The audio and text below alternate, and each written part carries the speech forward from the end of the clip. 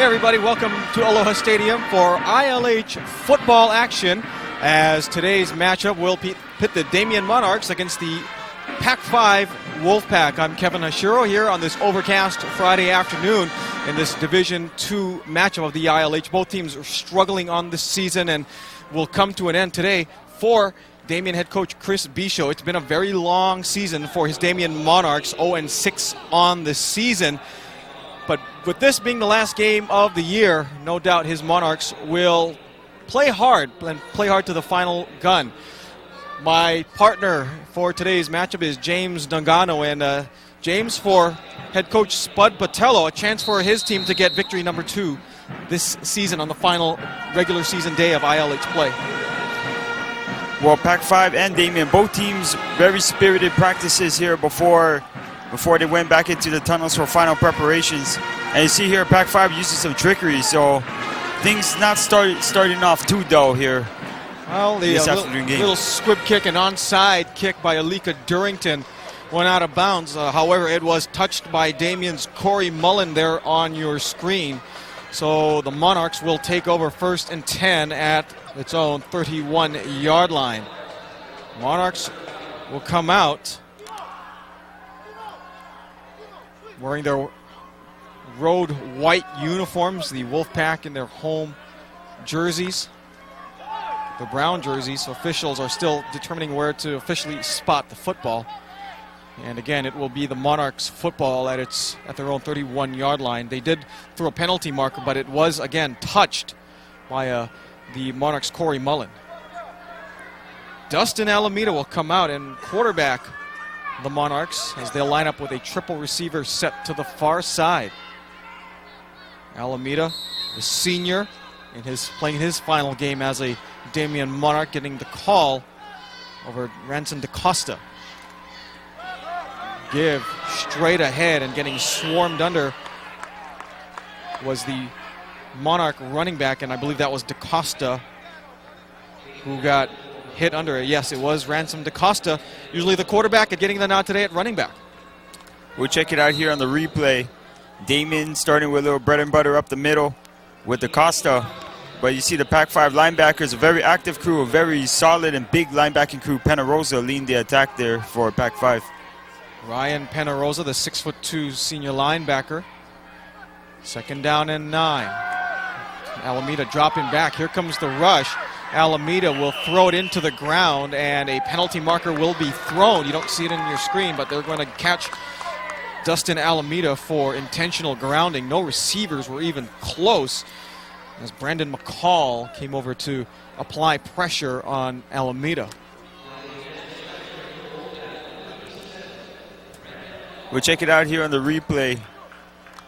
Pac-5 having a great pass rush against Damien's offensive line. Credit also intentional grounding secondary, able by the offense. to have ample coverage, enough time for McCall and company to crash down on the Damien play.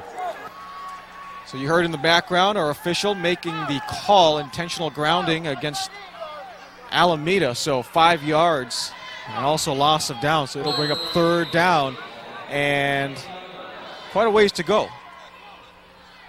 Ball's at the 21-yard line. Quick pass to the far side as it's caught by Michael Lau. Lau breaking a tackle, but they'll say his knee touched, well shy of the 1st down. Pick up of perhaps 4 yards at the most, and they're going to call it incomplete. But there is a penalty marker at the line of scrimmage. I believe Damien's left guard, false starter on the play, came out of his stance way before the ball was snapped. And that is the official call, so mark the Monarchs perhaps 5 more yards back. We'll check out the infraction here in the First Hawaiian Bank replay there. Dead ball foul. False start. The left side of the offensive line penalty, repeat, 3rd down. Came out of their stance, and therefore they'll be marked 5 more yards on this play. So it's still 3rd down. And a 5-yard penalty make it 3rd and 25. Again, you see the triple receiver set to the top of your screen. Alameda, the lefty, flips it out, and it falls incomplete as he overthrew Ransom DaCosta. Incomplete pass. So it'll bring up 4th down and 25 yards to go. So it's punting time for the Damien Monarchs on its first possession of this ballgame. You It seemed like Damien started off a little well here on their first couple plays, but they just shot themselves in the foot here, and their drive will be terminated. So dropping back to kick it away will be Gyson Ganiko, the defensive lineman, 5'7" senior, to pooch it away. Ryan Leong of Pac-5 standing back at his own 45. Low snap, gets past Ganiko. It's loose in the end zone. It's going to be followed upon. I believe Ganiko has it. Now they're going to rule Penarosa has it, I believe. No official call. They're going to give it to Penarosa. Touchdown, Pac-5. Ryan Penarosa, Johnny on the spot, recovering the football in the end zone. Took the officials quite some time to figure out if Ganiko actually had it or whether Penarosa pounced on it, and they gave it to Penarosa. Touchdown for Pac-5. And the miscues for Damien just mounted up right there. Just a real basic play. Just punt that ball out there. Verizon replay here. A bad snap between Ganiko's legs, and Penarosa end up winning the scrum in the end zone here. Darcy Hata to apply the extra point, and she splits the uprights. So the young lady out of Marinol School gives Pac-5 a 7-0 lead as we have played 1 minute of this ball game. Coach Spud Botello, the elder statesman of the coaching fraternity here in the ILH, well over 20 years at the helm of the Pac-5 Wolfpack, has a state championship under his belt. There's one guy who is seeking his first state title. Chris Bichot, the head coach at Damien School, the Punahou graduate. And as you said, Ryan, boy, the things just have not gone Damien's way this entire season long, and that last play just kind of epitomized the season. We'll check out here another replay brought to you by Verizon Hawaii from another angle. Low snap and just poor execution basically for Damien. Pac-5 doing the right thing, opportunistic and able to grab the touchdown. Special teams. You saw the snapper. That was Kea Toledo. Toledo was actually not expected to play in this game because of a knee injury. But barring a uniform change, then apparently Toledo had managed to convince Chris Bichot that he is well enough to play. So Leong will kick it away. Actually, Durrington will do the honors. Another squib kick fielded by Mullen at the 30. But the Brown Shirts were there to clean it up. 3 Pac-5 jerseys were there. Penarosa, who scored the touchdown, as well as Reed Murata there to close the gap. We'll check it out here, the Marukai replay. Durrington here looking for that bounce, and he got it. However, Damien was up to the challenge, able to garner that ball and make an ample return out of it. So 1st and 10 for the Monarchs, already trailing 7-0 with 1:06 gone here in this first quarter of action. Again, triple receiver set to the far side, and now the quarterback will line up, and this is going to be a direct snap to Ranson DaCosta. Does not fool Pac-5. In fact, the ball is loose. It's picked up by one of the offensive linemen, Dela Cruz. Dela Cruz, a nice little run as he gained 3 yards when he should have lost maybe 6. Brennan Dela Cruz, the offensive lineman, talk about being alert on that play as the ball was a direct snap to Ranson DaCosta after the quarterback Alameda went in motion to the far side. Actually tried to draw the Wolfpack off guard.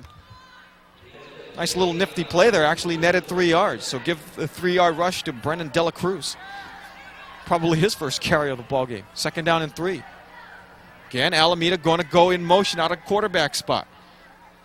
DaCosta drops back and look to throw. DaCosta has Alameda open, but it's intercepted out of bounds. Incomplete. Good job defending back there was Pac-5's Kurt Uwaine. But Chris Bichot here on the final game of the regular season pulling out all the stops as he's got his quarterback Dustin Alameda lining up in the quarterback spot that puts him in motion and actually has DaCosta back there to throw the football. Damien's formation, they're spreading it out 4 or 5 wide receivers, and in the backfield, we'll check it out here actually here at the Royal Venture replay. Not a bad throw by DaCosta, just couldn't find the target. Alameda, maybe he should put a little more effort in going under that ball and trying to get that catch. Well, incomplete pass will bring up 3rd and 7. Let's see if they do that again, because Nope, as Alameda will take the direct snap. In a little bit of trouble as he rolls out to the left side, throws incomplete. Pass was intended for his receiver out there, Andrew Kanoy, but threw it wide, and that's going to bring up another 4th down situation for the Monarchs.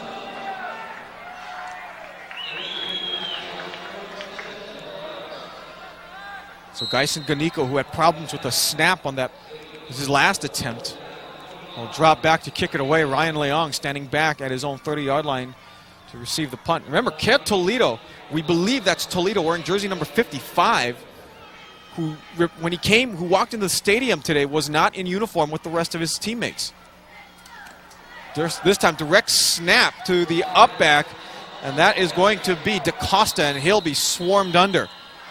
He'll lose about 6 yards on the play. Give credit to Pac-5 not being fooled there, so the Monarchs will turn it over on downs. Alika Durrington, a standout linebacker for the Pack, was there first.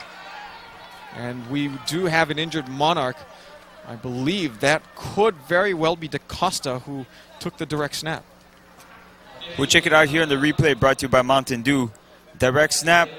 Damien going deep into the playbook. Pac-5 not fooled at all. Durrington and company, Penarosa, able to sniff this one down within time.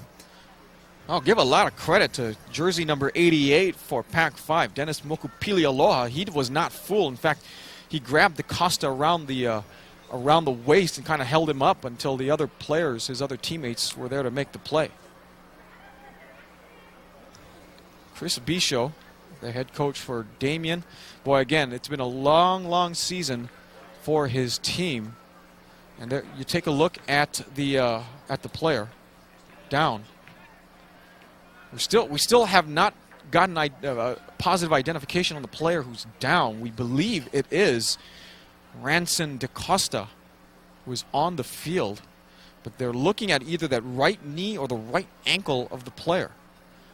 Boy, and injuries have really taken its toll on this Damien Monarch team. Chris Bisho has had 4 players this year suffer a severe knee injury at one time or another, and that includes his standout lineman, DaCosta, or rather Toledo, and that is, we can confirm now that it is Ranson DaCosta who is down. They are looking at the lower portion of his leg, so not his knee or his ankle, but his leg, and there could be a fear of possibly a fracture, the way they're kind of stretching it out and the way they're kind of massaging that limb.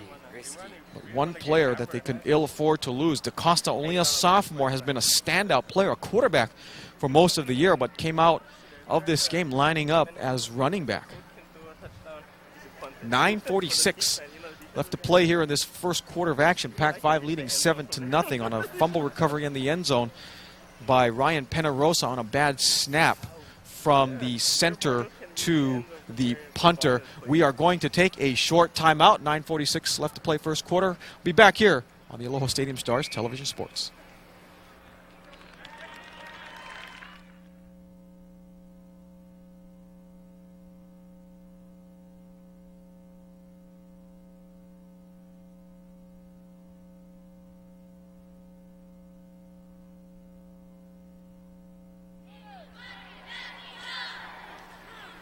Well, Ranson DaCosta going to be helped off the field, gingerly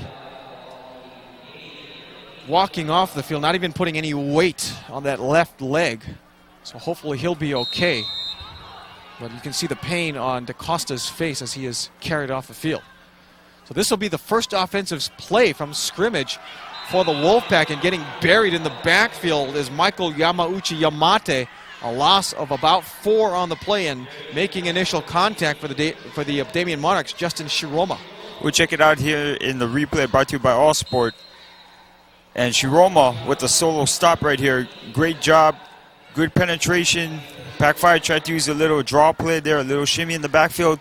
Doesn't fool the Monarchs there. Good start defensively for the Monarchs, something that they really needed, making it 2nd down and 13. Ball sitting at the 31-yard line. Again, the give is to Yamauchi Yamate, and stuffed at the line of scrimmage. Brad Tagupa, number 77, was the first one there.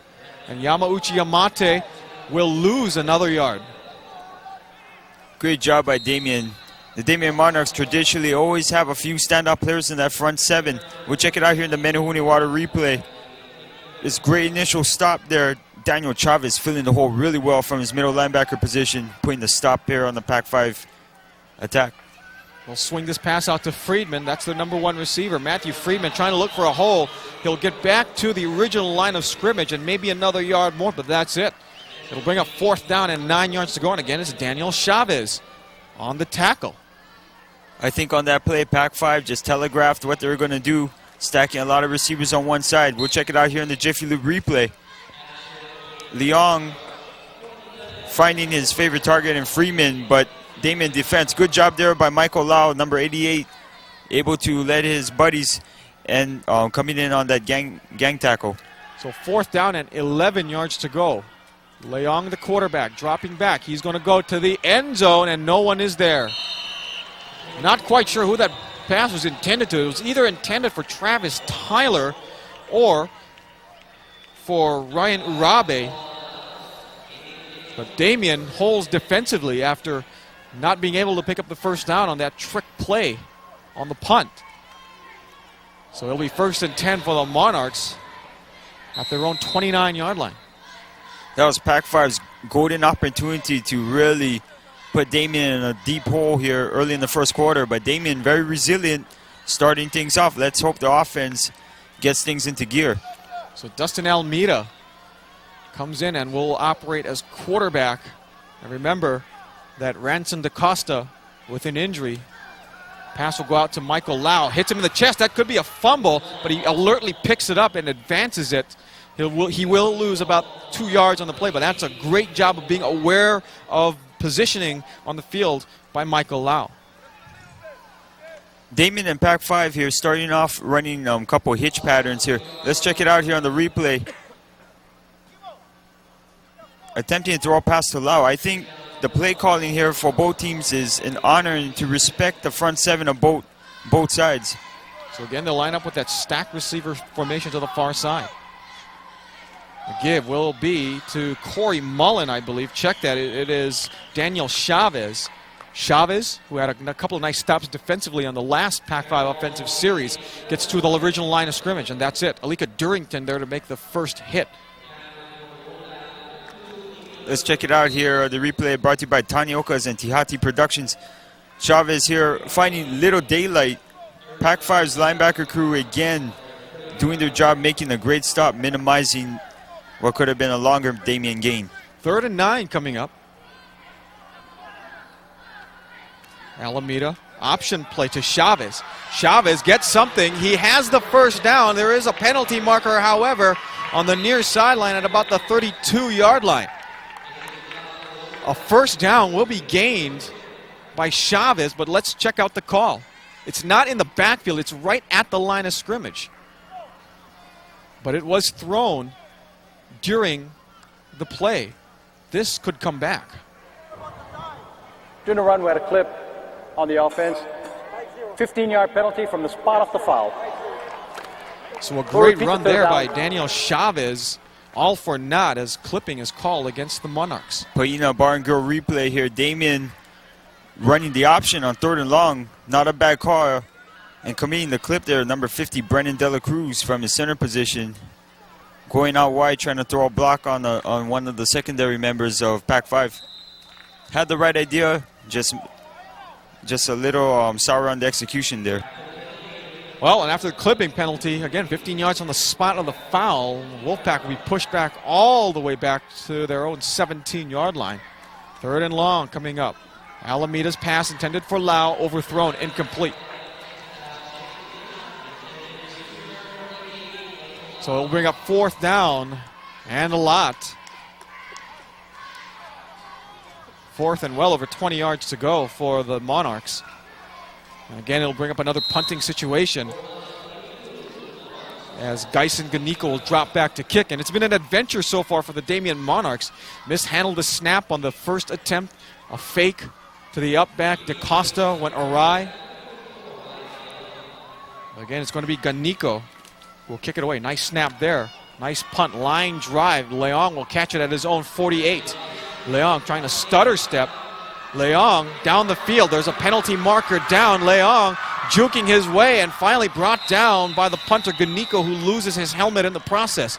Let's check the penalty marker. There's 2 flags. One is in the backfield where we could see roughing the kicker. The other is near the spot of the return at the Damien 42 on the near sideline. So we could possibly have offsetting penalties, holding against Damien and a clip against the Wolfpack. So 2 infractions, 1 on each squad. So logic here would seem to dictate that this would be offsetting penalties. Although they are talking to Durrington, now they are talking to Toledo, and we can confirm that it is Kea Toledo who is playing. During the kick, we have holding by the kicking team. During the run back, I have clipping. Penalty has been declined. Receiving team has declined the holding penalty. They will accept the ball, be penalized 15 yards for their clip at the spot of the foul. First down, Pac-5. So after all that's said and done, it's going to be Pac-5 ball still. We'll check it out here in the Price Busters replay. A superb return here by Ryan Leong. I can't see where the clipping infraction took place, but nevertheless, you see Leong showing great skill, eluding a bunch of Damien defenders at 1 man to beat. And the punter, Ganiko, with an awesome stop there. Lost his hat in the process as well. So first down and 10 for the Wolfpack with 5:50 left to play here in this first quarter. Wolfpack leading 7-0.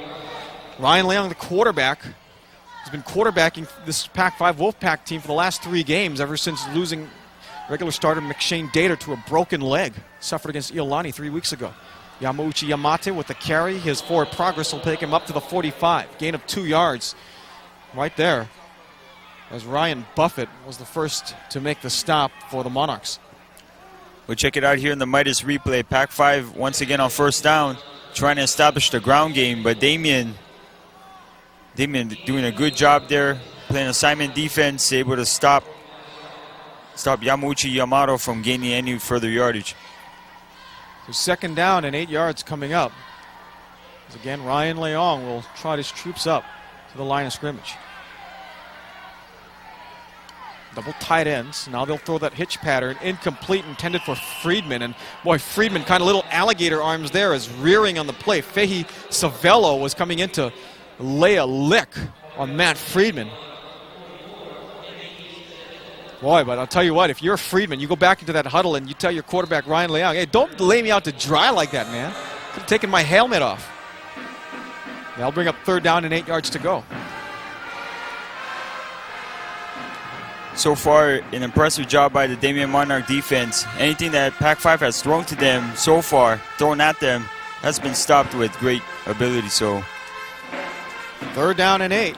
Leong rolling out. Here comes the pressure. He'll fire it up. Friedman is there, and he'll make the catch in Damien territory at the 46.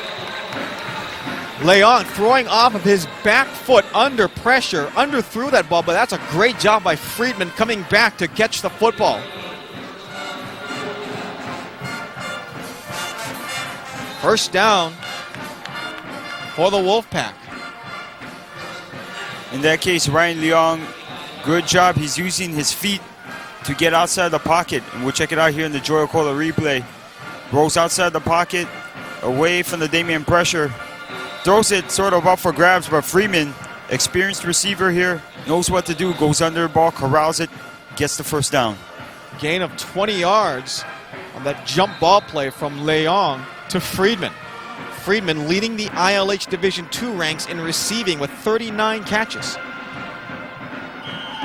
Leong's pass intended for Friedman, knocked away. Great job there defensively by Michael Lau. Lau, the receiver, playing cornerback as he knocked that pass away from Friedman. Michael Lau at 5'10", 165 pounds, is the tallest of the defensive backs here for the Damien Monarchs squad, and he's matched up against probably the tallest target here in the ILH period in Matthew Friedman.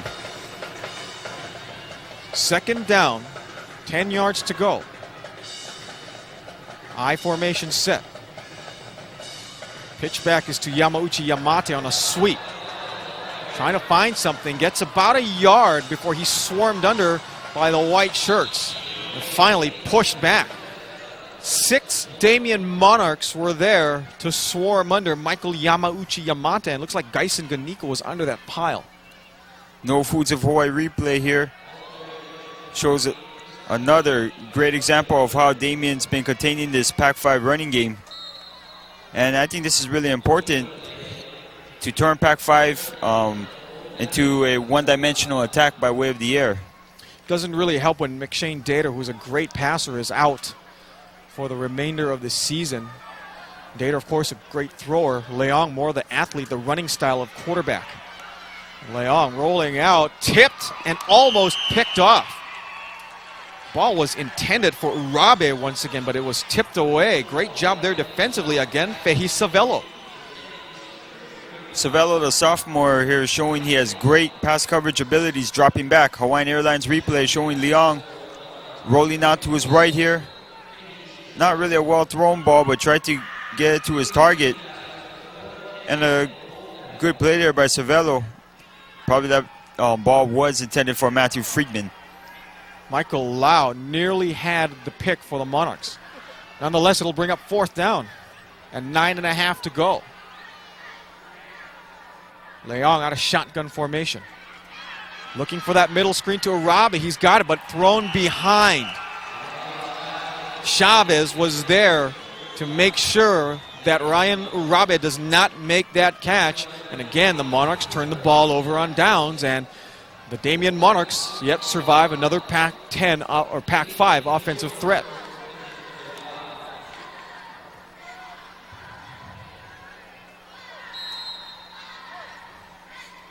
So let's see what the Monarchs do here with 3:26 left to play here in this first quarter of action. Wolfpack leading 7-0 on a Ryan Penarosa fumble recovery in the end zone on a bad snap to the punter. Destin Almeida, the 5'10 senior quarterback, lines up under center. Again, a triple receiver formation up top. Again, the pass out to Lau. Lau up the sidelines, and he'll be dragged out of bounds. Pretty good gain there on the play of about 6 yards. Damien has attempted that pass play for around 2 or 3 times. This is really the first time that they have able to get some success off of it. Chad Reno defending there for the Wolfpack. 2nd down and 4 yards to go after that 6-yard pickup. Alameda again under center. Alameda with a draw play. Savello, Fehi Savello now checking in at fullback, will have a Damien Monarch 1st down. It's 1st of the game. Nice execution there by the Monarchs on the draw play to Fehi Savello. Penarosa there to make the stop defensively for the Pack. Damien has showed success so far by running towards the left side of the offensive line. Maybe they have found something on that side of the Pac-5 defense. Again, the flood the formation to the far side full of receivers. Again, Savello, a little mix-up, but Savello gets to the hole. He loses the football, picked up by Durrington, and the Wolfpack will have it. Boy, what an unfortunate circumstance there for the Damien Monarchs as Savello got out of trouble, tried to spin away, got nailed, lost the football, and Durrington was there to pick it up, and the frustration just continues for the Monarchs here. It seems every time when Damien seems to get the wheels rolling, Pac-5 finds a way to get that turnover. Durrington, one of the seniors for this Wolfpack squad, making him play defensively. Spud Botello making sure a lot of his seniors getting playing time this afternoon, realizing that this is probably the final time that some of these players will ever be wearing a football jersey. In that case, that's maybe why Kea Toledo is in the game here today. Yeah, that's a logical choice for the Damien lineman. Fullback dive as Shane Lawrence took that handoff right up the middle. Justin Shiroma there with the stop. Kevin, it was a good point you made earlier with the change in quarterback. McShane Dater more of the pure passer, and Ryan Leong more the athletic type. It seems like Pac-5's vertical passing attack has been minimized here as far as what plays they selected here so far. Check out here. Good stop here by the Damien defense. Back to live action as it was an option play. Pitch back to Reno, and again, surging is the Damien Monarch defense. Chavez was there, also there for Damien. I believe Soane Savello. But this Damien defense, Ryan, despite being 0-6 on the season, showing a lot of grit, a lot of toughness, a lot of character, and just standing up this Pac-5 offense, which has at times been very explosive this season. Well, I think it's really that changing quarterback. The front seven can really focus their attention towards the line of scrimmage. So third down coming up. Again, it's a rollout by Leong. Leong throwing off his back heels. It's incomplete, intended for Urabe. He catches it, but it's well out of bounds. It's Fehi Savello defending on the play for the Monarchs, and it'll force another fourth down situation for the Wolfpack. Pac-5 having numerous opportunities to shut the door, but still only up by one score here in the first quarter. So Ryan Leong, the do-everything player for the Wolfpack, back in punt formation. High kick as it sends Andrew Kanoy back at his 4. Kanoy looking for the wall, can't find anything. Now finally does before he is dragged out of bounds by Ryan Penarosa. 7-yard return there on the punt as the Monarchs will take over once again deep in their own territory. Kanoy, one of the Damien's big play people. We'll check him out here in the first Hawaiian Bank replay. Caught the ball inside of his 5-yard line. Maybe should have let that one go. But Damien, it's obvious that they're looking for a play to spark this team and to move that ball down the field. So after that return, 1st and 10. Kea Toledo, he is lining up at right guard. Remember, had a great write-up in the Advertiser a couple of days ago, earlier this week, playing at right guard. Chavez gets buried as he approaches the line of scrimmage by Durrington. Boy, Alika Durrington from that linebacker spot clogging up the hole and letting Chavez know where exactly he was. Kevin, this was some hit. We'll check it out here in the Verizon Hawaii replay. Durrington filling the hole here, was spying the running back the whole way and was almost near perfect with execution. Drops him for a 2-yard loss. Officially a -3 on the carry, bringing up 2nd and 13. Approaching the end of the first quarter of action, and we will have an official's timeout as Daniel Chavez has a problem with his helmet as they're going to snap that strap right back on and they'll get this thing back in play. Chavez, who doubles as a linebacker. 2nd and 13, Dustin Alameda under center once again.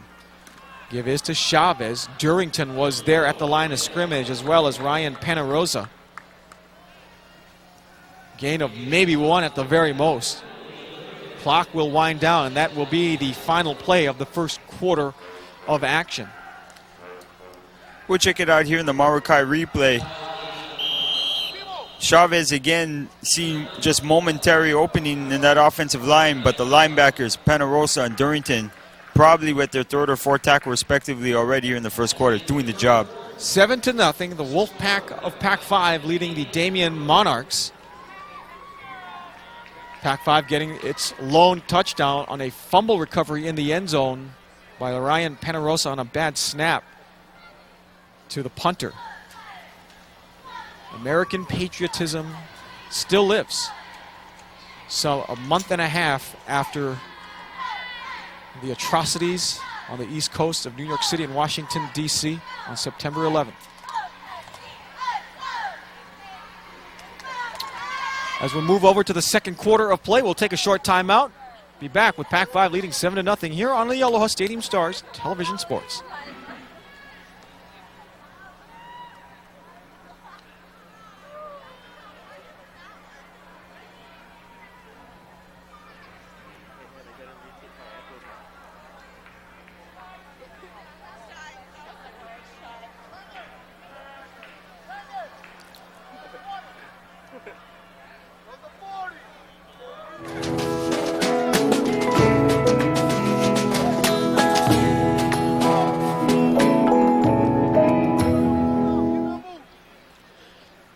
June Jones was not really smiling there in that spot, but with a 5-game winning streak, he certainly is smiling nowadays, huh? Oh, definitely. Every game, or at least a little segue here away from the action, but every game really critical here for the UH football team in search of their conference title. I should say 4-game winning streak, looking for number 5 against San Jose State on this very facility tomorrow. As we begin the second quarter of play, Damien looking at a 3rd and 12. Alameda lobs it down low, and it's caught, and heading down the sideline, Andrew Kanoy. Kanoy, it's a foot race. No one will catch Andrew Kanoy. Touchdown, Damien Monarchs. 91 yards for Andrew Kanoy.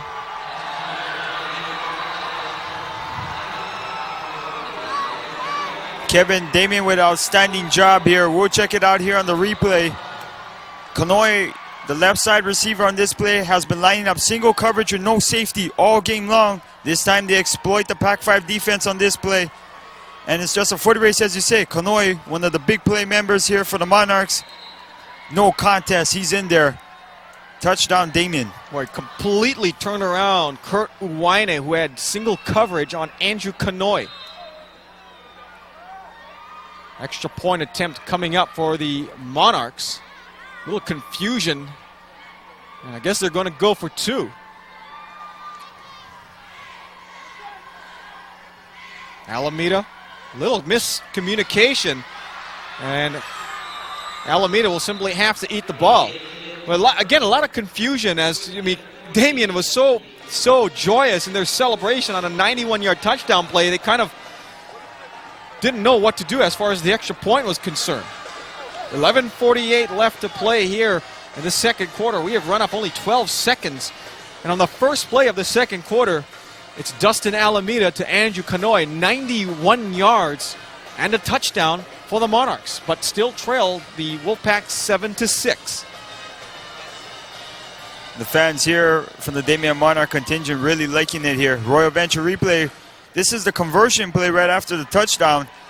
Looks like Alameda, it was a broken play situation. Lau was supposed to go off into the flat on the left side, but Pac-5 had 3-4 defenders on that side of the field. No one was fooled on that play. Well, you look at how the offensive linemen were positioning themselves when the ball was snapped. It looked like that Lau appeared to have not been on the same playbook as the rest of the team. It looked like it was just going to be a handoff right up the middle. Instead, Michael Lau lined up at tailback, went off to the left side thinking it might be an option play. But nonetheless, great play, an exciting play for the Monarchs, who have had little to cheer about this season. In fact, Damien has scored only 28 points coming into this game. So Geisen Ganiko will kick it off. Deep kickoff, sending Uwaine back to his own 5. Uwaine looking for the wall, and he'll be stood up and met by Daniel Chavez. Chavez has been playing like a man possessed in this game. Yeah, you're correct, Kevin. Chavez has been around the ball in every situation so far. Has that linebacker mentality, going down the field for kick coverage, and finishes the job very well. We'll check it out here in the Mountain Dew replay. First of all, great kickoff there by Ganiko. They're driving the returner back to his own 5-yard line. And Chavez met him, and just no question about that play. We'll have a timeout now called.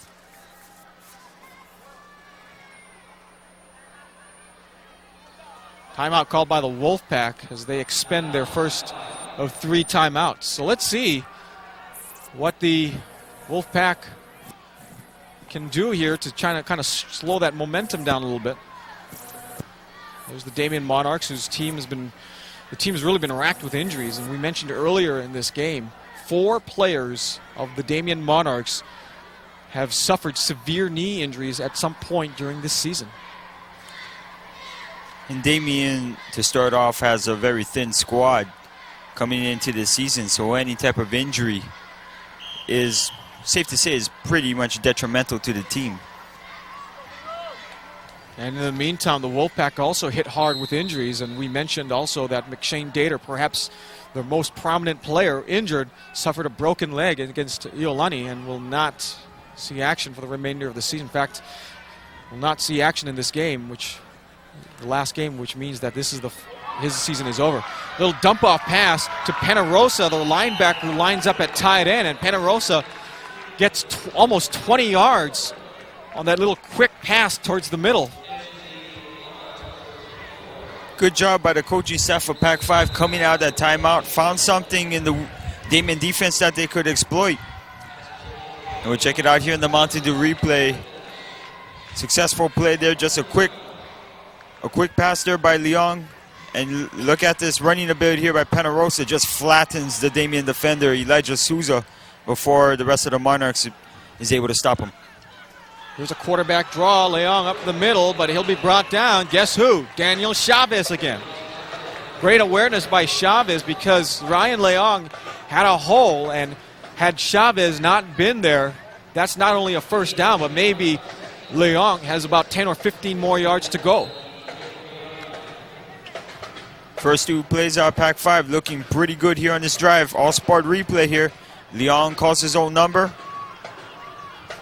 and finds daylight on the left side of that Pac-5 O-line. Simple hitch pattern incomplete, as the penalty marker you see is down. Is that pass intended for Travis Tyler? Tyler, a big target at 6 feet 2 inches tall, kind of a compliment to the 6'4" Matt Friedman. Let's check the penalty marker. This could go against the Wolfpack for illegal procedure.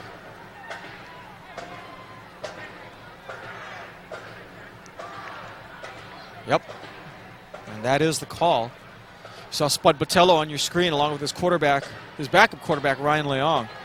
Daniel Chavez, the defensive captain, being talked to as they'll decide their options here. Take the penalty, push him 5 yards back, or you take the down, bring up 3rd down and 6. This drive critical here for the Wolfpack. It's interesting to see how would they respond after that big play from I got an Konoe illegal and the Monarchs. formation on the offense, 5-yard penalty. Repeat 2nd down. So they'll take the yardage and keep the down, or rather, they'll take the down. So instead of 3rd and 6, they'll take the penalty, make it 2nd and 11.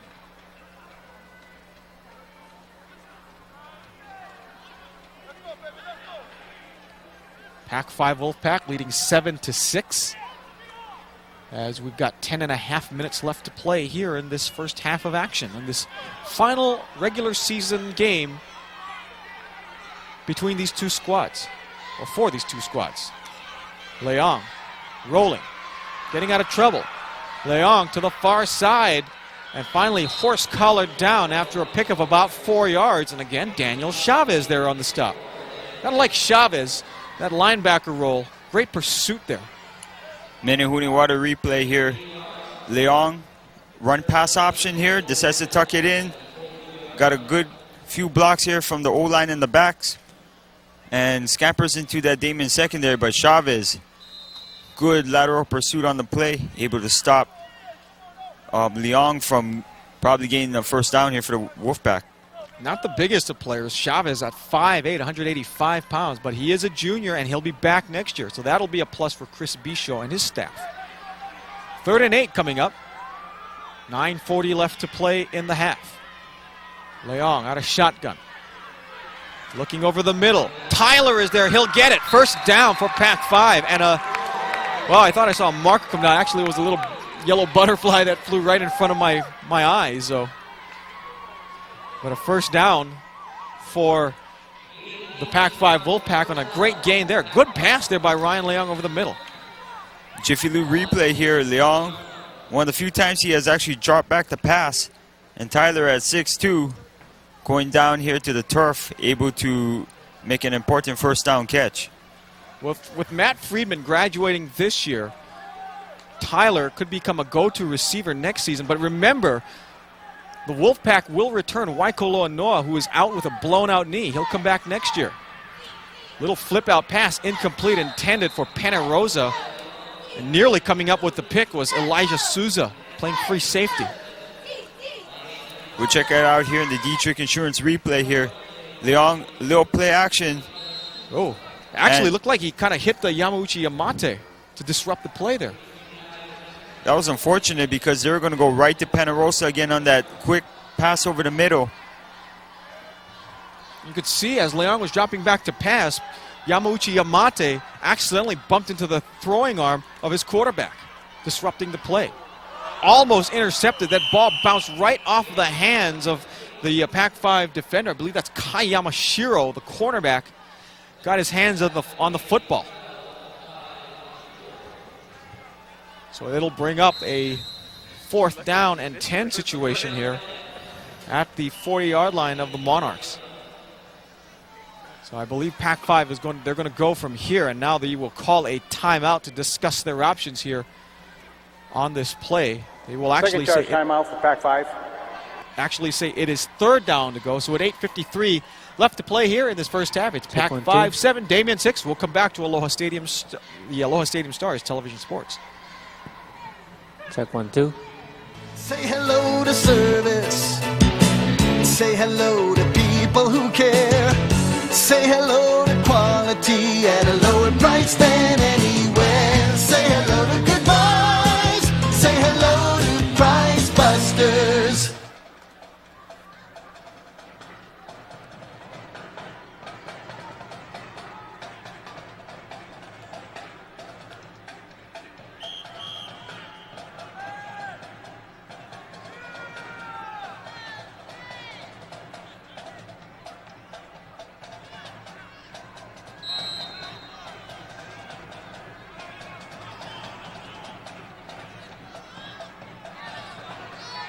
Stadium. 3rd down and 10 coming up for the Wolfpack. Leong fires it over the middle to Penarosa. It's caught. He'll get to the 39 before he is swarmed under. There is a penalty marker on the far sideline. Penarosa, the linebacker, also playing tight end, gets to the line of scrimmage, and they'll wave off the penalty marker. So it will bring up a 4th and 10 situation here for the Wolfpack.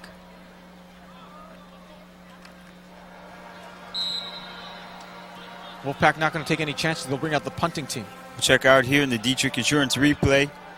Leong here dropping back and finds, I guess, a safety valve there, and Penarosa came right off his block and made himself available as a receiver.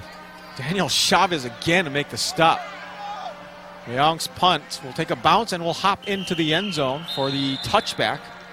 Monarchs will take over 1st and 10 at their own 20-yard line.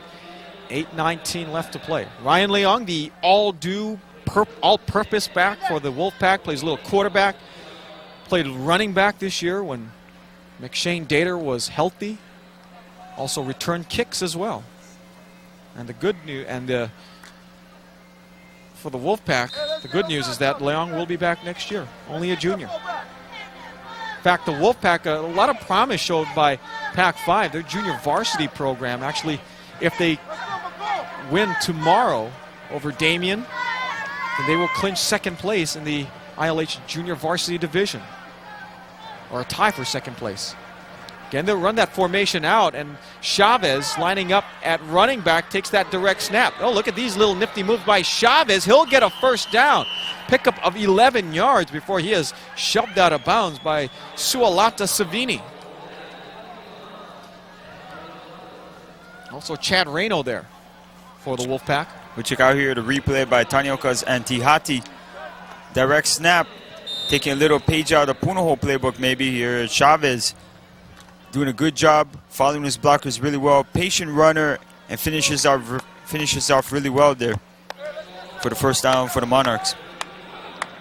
1st and 10 after that pickup of about 12 yards. Let's see if Alameda goes in motion again. Nope, direct snap, and they'll fire it out this time. It is intercepted. Picked off by Uwaine as the pass was intended for Kanoy. That was the same play they did in which the Monarchs scored on a 91-yard touchdown. This time Uwaine not fooled at all as he makes the pick. Well, Uwaine gets assisted there with by the throw by Alameda. We'll check it out here in the Paina Bar and Grill replay. Alameda just throws this one up for grabs here. Does not lead his receiver to a spot. Uwaine up to the task. Goes over the shoulder of Kanoy and able to make a superb grab. Uwaine at 5'8", a senior, so he is playing in his last game, going up against the 5'5" Andrew Kanoy. Give is to Chad Reno. Reno to the outside, down the sidelines, being chased, and he'll step out of bounds at the 31-yard line. Good pickup there by Reno.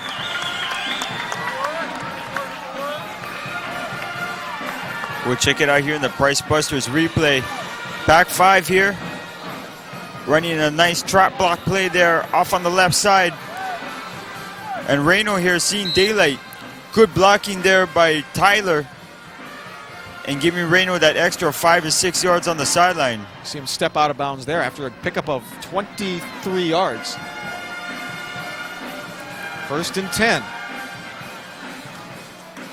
This time the give is to Yamauchi Yamate, busting forward, getting close to another Wolfpack first down as he advanced the ball to about the 23-yard line. Daniel Chavez again with another stop for the Monarchs, and he'll have to get a breather as he'll step out for this play. Midas replay, same play. This time the run goes up the middle here to Yamauchi Yamato. Oh, actually fumbled a football. Lucky to get it back. So 2nd down and 2 yards to go after the 8-yard gain. Again, Yamauchi Yamate, and he'll try to get to the outside, but he'll be swarmed under, and leading the charge was Jason Shiroma. Or Justin Shiroma, rather. This time Pac-5 tried to run the ball towards the opposite side on the right side. And we'll check it out here in the Joy Cola replay. Durrington came in as a lead blocker, but still yet, Shiroma, good job slipping off the block and able to make a tackle for loss here. Loss of 4 yards there. We'll bring up 3rd and 6. Ball at the 27. We'll try the end around to Urabe, and he gets smashed. Shiroma once again. Ryan Urabe tried to go around the end on that fake handoff up the middle, but Shiroma buying nothing of it. No Foods of Hawaii replay here. Little Statue of Liberty going off to the right side, but Shiroma, old-fashioned assignment defense, catches them in the back here. Great stop.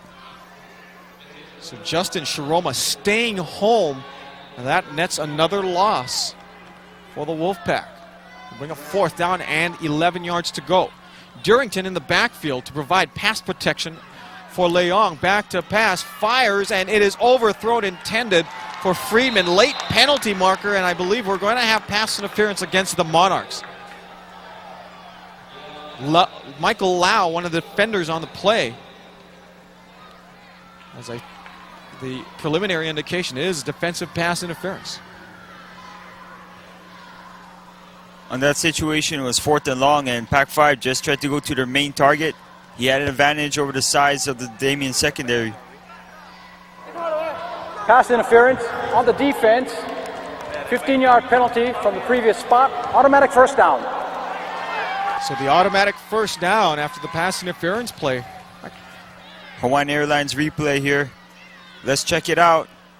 And looks like some contact was made there by Souza and Lau on Friedman. Yep, well before the ball was there, so that's a good call, even though the players were going for the football. And now we'll have offsides as the nose tackle jumps into the neutral zone as partner Akiona, who also plays center for the Monarchs, jumps offside. Dead ball foul, encroachment by the defense. 5-yard penalty, 1st and 5. Kevin, on that play, credit Ryan Leong for the hard count here. Akiona was the only person that was off the page on that play. So after the 5-yard mark-off, ball is now placed just inside the 13-yard line. 1st and 5. Yamauchi Yamate is the tailback. Durrington is the lead fullback in this formation. Play action. Leong to the end zone, incomplete, and we're going to get another pass interference. And again, as they tried to go to Tyler, like Kai Yamashiro just kind of held up Tyler in the end zone. There was no question pass interference was on that play. Ball slightly underthrown, and Yamashiro realized that Tyler coming back for the football, Yamashiro was going to get beat, so he just simply tugged at the jersey of Travis Tyler. So this will be another first down. Pass for interference Pac-5. on the defense. Half the distance to the goal line, automatic first down. First Hawaiian Bank replay here, Kevin. Let's check this out. Leong here, thrown as he was hit by Shiroma. And Yamashita giving up 8 inches to Tyler. That's a matchup that Pac-5 might want to exploit here in the red zone. Again, they'll line up. First and goal at the 7. Yamauchi Yamate to the end zone. Stood up, and is he in? He will fall in. Forward progress will give Michael Yamauchi Yamate the touchdown. And the Wolfpack now lead 13-6. Verizon Hawaii replay here. Great footwork, good running, going to the point of attack here, and finishing off the run very well against Chavez, who's usually a short tackler. Carries him to the end zone. Darcy Hata, a young lady out of Marinol School, to attempt the extra point. Jordan Tani to hold. Mishandled the snap. Tani to the end zone. No one is there. Jordan Tani mishandled the snap. We do have a penalty marker at the line of scrimmage, but it's going to be well after the play. Let's check it out here in the Marukai replay. I think this was a broken play here, Kevin. The holder wasn't able to put the ball down in time here for the kick and tried to improvise on the fly. But this penalty could go against Damien, which will mean that the Wolfpack will have another opportunity to tack on the extra point try. You notice on that replay, when the ball was mishandled, Darcy Hata, she just stood there. So there was no way she was going. With holding by the defense. Try was no good. We'll repeat the try half the distance to the goal line. There was absolutely no way she was going to get involved in a contact drill against some of the guys. So they'll retry the PAT. Move the ball about a yard up. Extra point by Darcy is up, and it's perfect. 5:35 left to play as you take a look at the young lady out of Marinol School as Pac-5 now leads 14-6. Darcy Hata, one of the few young ladies playing football in the state here. Understand she wants to try for the wrestling team for Marinol. We'll check it out here. The aspiring wrestler Hata. Nice hold, good snap. Hata splits to the uprights with no doubt. And to the comment that you made earlier about not getting involved on that play, how much to her credit, I don't think much place kickers really get involved in to try to sell that play in all in college or professionals likewise. So, but nevertheless, that we saw her nail down some 40-yarders in practice. That young lady has definitely a strong leg. Plays soccer at Marinol School. Does have quite a leg on her. You saw the shot of Michael Yamauchi Yamate scoring from 6 yards out. Kevin, it seems that the Pac-5 running attack is getting into gear, running inside between the tackles. Another squib kick by Durrington, and again it's going to be Mullen at his 36. Mullen advances forward and is finally brought down as Reed Murata was there to make sure that Mullen advances the ball no farther than his own 45-yard line. Andrew Rutherford also there to help clean up the action. Ever since the injury to Ranson DaCosta, Damien tried to employ different looks. I bet they had at least 3 or 4 running backs already coming in here. DaCosta was able to give him that run-pass option, being that he is a quarterback listed, coming from that tailback position. So Damien just trying to do different things here to exploit the Pac-5 defense. And that's Chavez in the backfield. They will give it to Chavez on the draw play. Miscommunication there, and Chavez gets dropped. Making the stop there was Kimo Lee. Lee, one of the seniors that Spud Botello has on his team that will see extensive action today. Kevin, this is a good job here by the Pac-5 defense, as we see on the Marukai replay. Never went for the fake. They just went straight, full speed ahead into the backfield and stops Chavez for a loss here. That's Fehi Savello. He'll check in as a single setback behind Alameda. 2nd down and 16. They'll swing it out to Lau. Lau gets a block to the outside. Now it races out of bounds. He'll get back to the original line of scrimmage on a pickup of 6 yards. Rutherford there on the stop defensively. We'll check it out here in the Royal Venture Travel replay. Alameda again throwing the quick hitch outside to Lau. And got the cornerbacks pinned right into the Damien blockade there. Lau runs outside and gets the sure yardage. So it'll bring up 3rd down and 10 yards to go. Ball at the 45. Again, you see the stacked receiver formation to the near side. Savello in the backfield, and they will give it to Fehi Savello, and he is met one-on-one by Alika Durrington. So from one linebacker to another, Durrington wins that battle. It'll bring up 4th down as Savello was well short of the first. We'll check it out here in the Royal Venture Travel replay here. Savello right off the give from Alameda. And Durrington, every opportunity he has to make the tackle, he has finished him off with ease. So 4th down, and Geisen Ganiko will drop back to kick. Ryan Leong standing back in to receive the kick. Ganiko gets the punt away. Nice high end-over-end kick. Calling for the fair catch will be Leong at his own 18-yard line. So 3 minutes, 46 seconds left to play in the half. Wolfpack up by an 8-point margin at 14-6. Ryan Penarosa with a fumble recovery on a mishandled or a bad snap from the center to the punter in the first quarter. Michael Yamauchi Yamate from 6 yards out.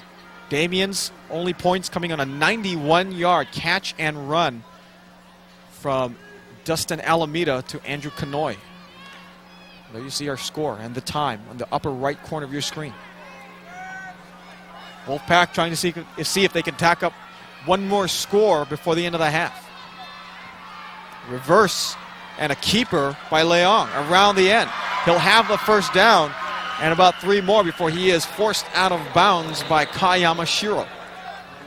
Good deception there by the Wolfpack as they tried to get that end around to Urabe, but it was the quarterback ended up keeping. Mountain Dew replay here. Fakes the end around on that play, and Leong just tucks it in. Dew's way does best here. He's a great runner, shifty runner, and gets a lot of yards after the initial line of scrimmage. 3:38 left. Stops the clock momentarily, or stops the clock here for this play. Yamauchi Yamate with a hole. Yamauchi Yamate, 1st down, cuts back, and is finally held up at the 46-yard line. Elijah Souza, as well as Daniel Chavez there to make the stop. Good run there by Michael Yamauchi Yamate, who seems to have found his stride. All-sport replay here. And a good job there, a little hit the brakes and fly type of method by the running back here from Pac-5. Very shifty runner, giving the Damien secondary linebackers a hard time. 2 plays nets 2 first downs. Quick hitter up the middle. This is Reno. Reno trying to beat the defender. He'll be stopped at the 6-yard line by Michael Lau, but a huge run there for Chad Reno, right up the gut. 48 yards on the carry for Chad Reno. Pac-5 has really figured out this Damien defense here in the last 2 drives. This is a quick hitter right up the middle to Reno. And Reno has excellent speed here going into the green pastures of Aloha Stadium. And Michael Lau, probably the best athlete here on the Damien team, able to close him down. Yamauchi Yamate, he's in. Touchdown. 2nd touchdown for Michael Yamauchi Yamate, the 5'5" sophomore. And the Wolfpack now lead 20-6 with 2:44 left to play in the half. The Wolfpack offense has exploded here in this 2nd quarter. Well, Pac-5, what they're doing right now is capitalizing on Damien mistakes, something that they weren't able to do here in the 1st quarter. And that running game here, just a little off the page from normal Pac-5 offense. disruption there on the play as Darcy Hata's kick was blocked. In fact, there was a player who came around the end, and Darcy kind of became intimidated just a little bit when she applied the kick, kicked it low and right into the line. One of the few times that Darcy has been unsuccessful on the PAT. We'll check it out here from another angle. That touchdown by Yamauchi Yamato here. That left side of the Pac-5 offensive line doing the job here against Damien. Shifty moves, avoids tacklers, dives in, smells the end zone. Touchdown, Pac-5. And you saw on that play, you saw the lead back, Lika Durrington, tried to look for a white shirt to stuff back. Instead, he knocked over his own offensive lineman, and as he knocked him over, kind of said, oh, sorry. Well, Kevin, we watched Malika play for the last 3 to 4 years here at Pac-5, and he's definitely a gamer, a Division 1A prospect. Used to play safety, was kind of big for his safety position as we see fans enjoying this game. But now here at linebacker, probably a position more fit for him, and he has really responded here in this game. There is Alika Durrington, number 2.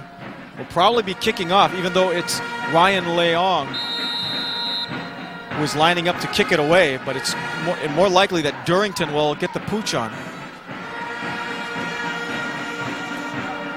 20-6. Wolfpack leading Damien. But Ryan Leong will put his foot into it. It's going to go to the sideline, caught at the 18-yard line by Kanoy. Kanoy looking for the wall, and he's being chased. Gets to the outside, and he is finally dragged down as making the stop was Kurt Weine. Good job there by Kanoy using that speed to get away from 2 would-be tacklers. We'll check it out here in the Jiffy Lube replay. See the kick here by Leong. Good kick coverage here by Pac-5. And Kanoy, a dangerous player, scoring on the 91-yard touchdown reception earlier in the game. He's forced to go out wide, has a lot of speed, runs a lot of yards, but going sidewards, and Pac-5 able to contain him out of bounds. So let's see what Damien can do with 2.5 minutes left to play in the half. Little screen pass to Savello. Savello trying to maintain his footing, and he will, but his knee did touch at the 33-yard line, although he did push forward to the 35, and Savello remains on the carpet, and it looks like that he has a leg cramp, as you could see him stretching out that calf. So officials' timeout will be called. Dietrich Insurance replay of the last play here. Alameda seems like a little middle screen type of play to the running back to Savello, and Penarosa finishing off the tackle very well. But both teams, Kevin, it seems like at first it was kind of hard to figure out because the defenses were very aggressive and did their job, did their homework as far as pursuing the running back. But now things are kind of mixing it up, running left, running wide to the right, running up the middle, and making the front seven for both sides kind of think a little bit as far as who's getting the ball and if it's a draw or if it's a quick hitter. So credit the coaches here and trying to figure things out. You see Savello, Fehi Savello, the linebacker slash fullback, will get up and walk under his own power as they finally massage that cramp out of his right calf. Well, if you've ever had a cramp, you know how painful those things are. So Chavez will come back in and report back at running back. 2nd down and 4. They'll give it to Chavez. Chavez up the middle. He'll be shy of the first down by about 2 yards. Michael Yamauchi Yamate getting some time in the defensive unit, making the stop. Yamauchi Yamate, who scored a pair of touchdowns in this game. But Damien has to be a little quicker here as time remaining is under 2 minutes. If they want a chance to score, they have to be a little more, try not to use the huddle as much. Clock is ticking, as you said. Little botched play there as Alameda trying to look for a hole to get through. He will get to the original line of scrimmage and about a yard shy of the first down. Little disrupted play there as it looked like they wanted to give it to Alameda, or Alameda wanted to give it to Chavez. Replay here brought to you by Tanioka Zantihati here. Pac-5, great penetration right at the point of attack. and disrupting Timeout, any Pac Damien 5. chance of getting The that final first down. timeout, third and final timeout. So 4th down coming up, and with 61 seconds left to play in the half, Pac-5 will call its final timeout of the half as they attempt to get the ball back and run some more plays and to put more points in the scoreboard. 1 minute, 1 second left to play in this half. Pac-5 20, Damien 6. We'll come back here to Aloha Stadium here on the Aloha Stadium Stars Television Sports. Say hello to service. Say hello to people who care. Say hello to quality at a lower price than anywhere. Say hello to goodbyes. Say hello to Price Busters. Back here at Aloha Stadium, 4th down and 1, facing the Damien Monarchs. I'm Kevin Hashiro along with Ryan Nagano. Our floor director is Robert Nolasco, and our spotter Jim Oshiro, bringing you this action in the final game of the ILH season between these two squads. So 4th and 1. Hey, give Chris Bisho and his staff a lot of credit for going for it here on 4th and 1, deep in their own territory. Ball is fumbled. Chavez has it, but it will be well shy of the first down marker. And Pac-5 will take over at the Damien 35-yard line, and Chris Bisho can only look and say, what next? Putting a bar and girl replay here. And Damien just not executing here on an important 4th down play. It looks like it was going to be a running play for Damien. Probably would have got the first down. So with 57 seconds left to play in the half, look for the Pac-5 Wolfpack to take to the air here. Matt Friedman, the leading receiver in the ILH, line up to the top of your screen. But Leong looking towards the near side. He'll fire, incomplete, intended for Tyler. Tyler got hammered hard as that ball was thrown high, as Kai Yamashiro was there to make sure that Tyler does not come down with the football. So 2nd down coming up. Pac-5 had a very good opportunity as Ryan Urabe was in the right around the 5-yard line all by himself. No Damien defenders around him. Leong tried to attempt a tough throw, rolling out to his left. Friedman is at the top of your screen, but again, they're going to run the play away from him, and they're going to throw it to the end zone for Urabe. Incomplete. We'll have pass interference against the Monarchs. Elijah Souza perhaps got there a little too early. A couple of white shirts surrounding Urabe, but a pass interference penalty against the Monarchs will bail them out. As you can see, Spud Patelos there tell his quarterback, Ryan Leong, got to be careful when you throw those passes, especially when you try to squeeze them between some defensive backs. Well, it's a very difficult throw, even for a running quarterback who throws with his right hand to roll out to the left. And he was met by three triple coverage by the Damien Monarchs. Pass interference on the defense. 15-yard penalty, automatic first down. So automatic first down as we'll check out the play once again. Here's Leong. No secret of who he was going to. Only one receiver in the area. It looks like Urabe just got tripped up there. So after the pass interference penalty, 1st and 10, as the ball is now at the 20, and great position here for the Wolfpack to maybe get a jump ball up to Friedman. Instead, the jump ball play will go for Tyler. It is incomplete. Great job defensively by Kai Yamashiro to separate Tyler from the football. Boy, that's a great play there by Yamashiro at 5'6", going up against a 6'2" Tyler. Like I mentioned before here, as we see in the Midas replay, Yamashiro giving up 8 inches here to Tyler. This is a bread and butter play that Pac-5 has done for years and years, and just a solid defensive play here. We have a late penalty marker. It's on the far sideline, right in front of the Dead Damien ball bench. foul, unsportsmanlike conduct on the defensive team. Half the distance to the goal line. Wow, and another penalty. And look at, and Chris Bisho is just not happy there. I'm not sure what happened on that play. Perhaps one of the Damien players or someone on the sidelines perhaps said something after the play was over. Check it out here in the Joy Okolo replay. Yamashiro's great defensive attempt. And it looked like Tyler did a good job playing defensive back and preventing Yamashiro from making an interception in the end zone. Penalty assessment results in a first down.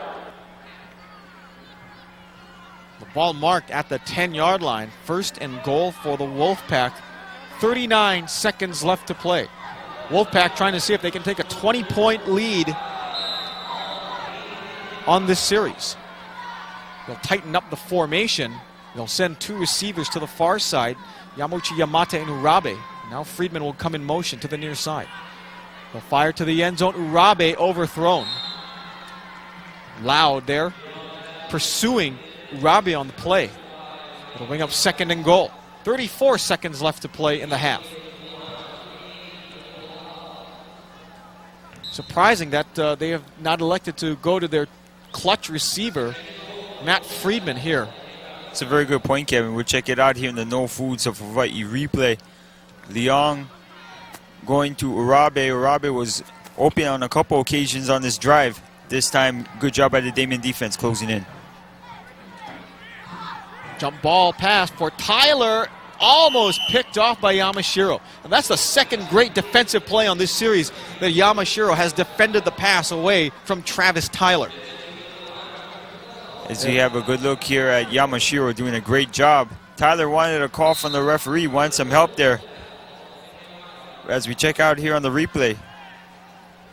Outstanding play. Yamashiro, again, almost another opportunity for an interception. And again, they elect to not go to that jump ball play to Matt Friedman. But Friedman is being watched by the 6'10" Michael Lau, who is an excellent jumper. That's Penarosa in motion. Quick hitter over the middle, and the receiver, Reno, tripped as he tried to come up to the middle. Incomplete. It'll bring up fourth down and goal. 25 seconds left to play. And now a decision here by Spud Patel, but no question he's going to bring out Darcy Hata to attempt what would probably be a 27-yard field goal. Once more, Kevin, Pac-5 has the opportunity to shut the door on the Damien Monarchs, but haven't been able to accomplish that here coming into this second quarter. Snap places on the kick is going to be short and off to the right. So Darcy Hata unable to convert on this field goal. 22 seconds left to play here in the half. And it's going to be a first down, we believe, although a penalty marker is on the field.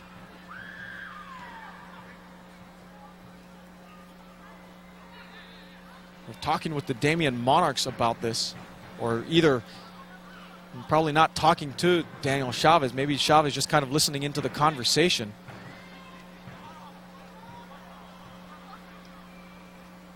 This will be a big call here.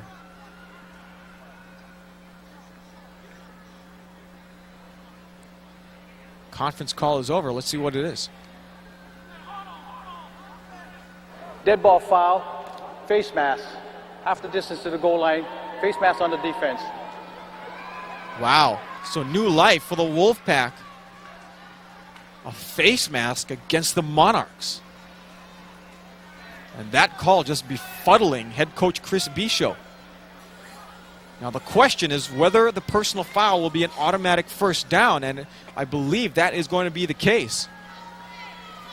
So 4 more downs for the Wolfpack to operate with 22 seconds left to play.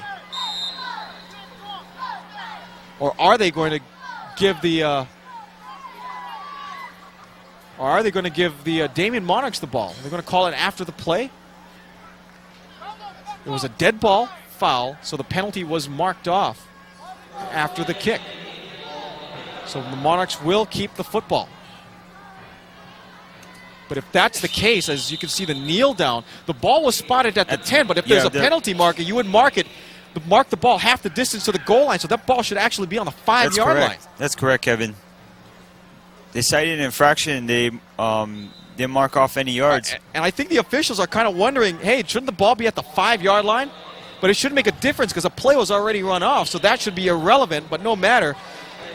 And a lot of confusion at the end of the game, as that's going to be the end of the first half. Wow. You see the officials kind of laughing at themselves, saying, oops, I think we made a little boo-boo here.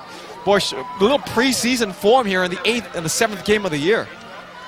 But nonetheless, the Damien Monarchs showing a lot of heart and a lot of spirit in the first quarter. Just could not maintain that momentum into the second quarter. 13 second quarter points scored by the Pac-5 Wolfpack, and it's a 20-6 score at the half in favor of Pac-5 over the Monarchs.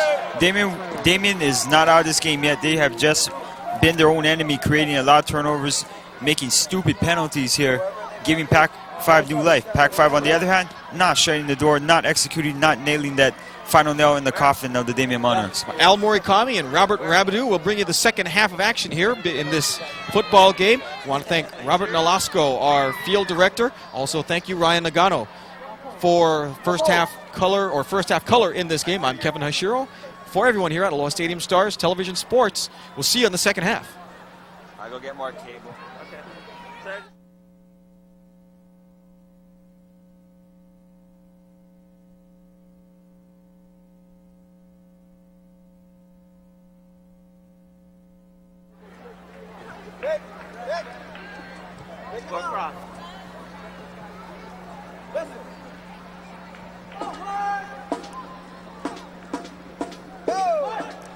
For the past week, the Damien Ohana has been celebrating school spirit and personal pride on campus with dress days, class competitions, and with community drives.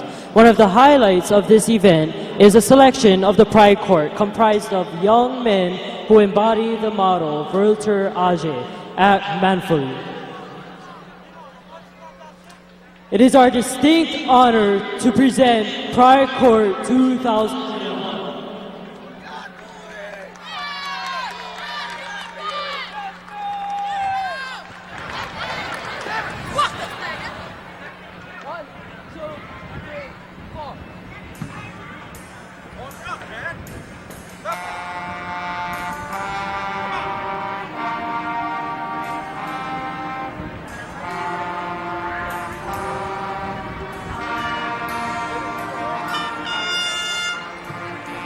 Representing the freshman class of 2005 is Fuiba'a Fa'alo, being escorted by his mother, Ane Fa'alo, who is a graduate of Waimaga High School. Ba'a is a freshman football player, a member of the National Junior Honor Society, and is currently in Damien's honors program. When not concentrating on his studies, Ba'a can be found working on reading skills with little kids or collecting canned food items for charity. During his free time, Ba'a enjoys drawing, playing sports, talking on the phone, going to the beach, and just hanging out with friends. Ba'a heard the news and he was selected freshman prince. He was shocked, but is also very happy to represent his class during this event. Fuiba'a Fa'alo.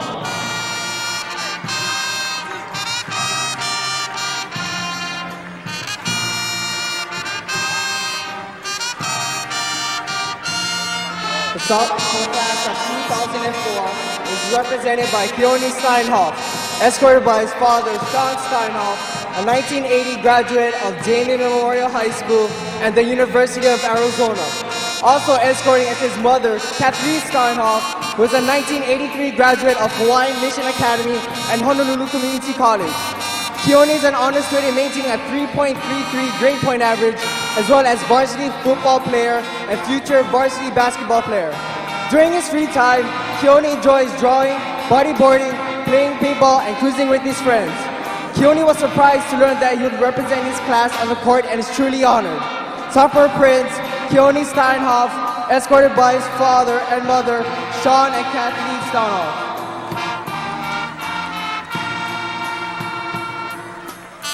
The class of 2003 is represented by junior Bill Putman, who is being escorted this evening by his mother, Michelle Putman, a graduate of St. Ursula High School in Cincinnati, as well as studied nursing. Bill's father, William Putman, attended the prestigious Virginia Military Institute and is now serving in the United States Army. Bill is a member of the varsity volleyball and basketball teams while maintaining a 3.41 grade point average. In his spare time, Bill enjoys longboarding and sharing good times with his friends. When he heard the news that he would be representing his class as Junior Prince, Bill was very surprised and shocked. He is happy, however, to be representing his class. Junior Prince Bill Putman, escorted by his father and mother, William and Michelle Putman.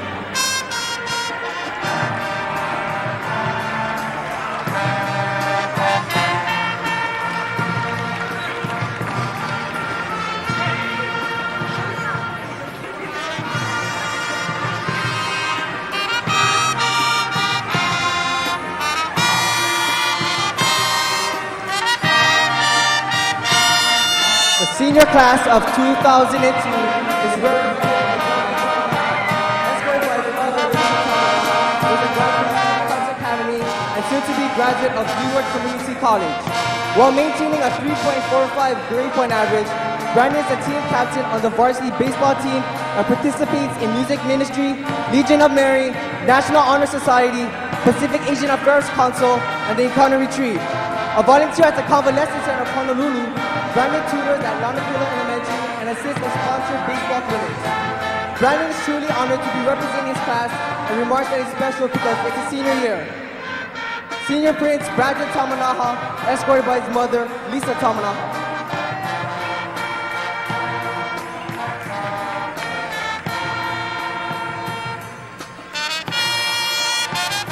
The Pride King for 2001 is senior Kui Tolentino, escorted by his father, Bruce Tolentino, who is a graduate of Mauna Loa High School, and his mother, Linda Tolentino, a graduate of Waipahu High School and the University of Hawaii. Kui is a varsity volleyball team captain and has been honored to be named to the second All-Star team. He has been, or is now, a member of varsity soccer, student government, Legion of Mary, music ministry, Encounter Retreat, and various other activities outside of school. When Kui found out that he had been named Pride King, he was surprised and felt honored.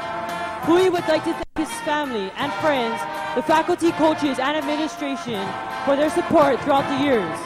Mr. and Mrs. Tolentino especially congratulates their son on this special occasion, reminding him and all of us that what you are is God's gift to you. What you do in life is your gift to God. Prosper and reach for your goals. Senior King Kui Tolentino.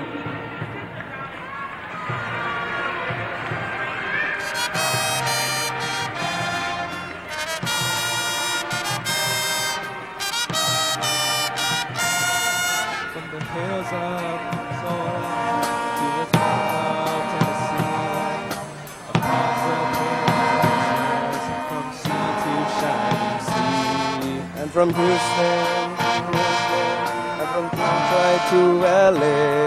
Well, I'm proud, American heart, and it's time to stand and sing.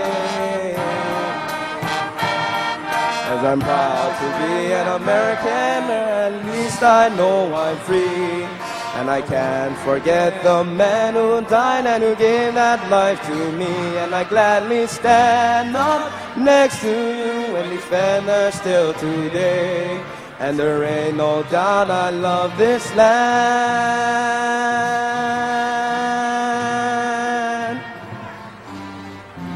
God bless the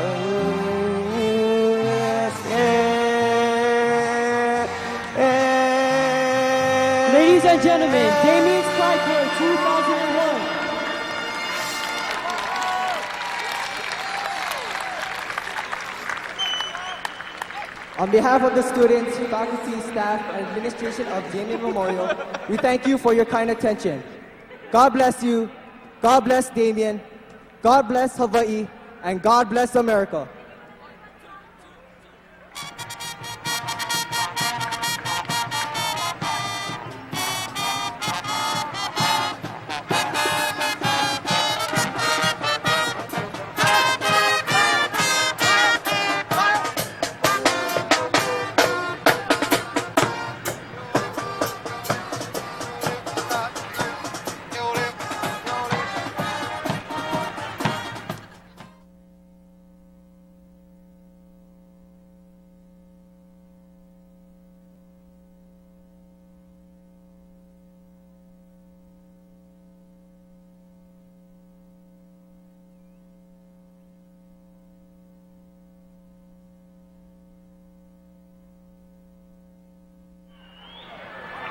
And welcome back to the second half of action of ILH Football 2001.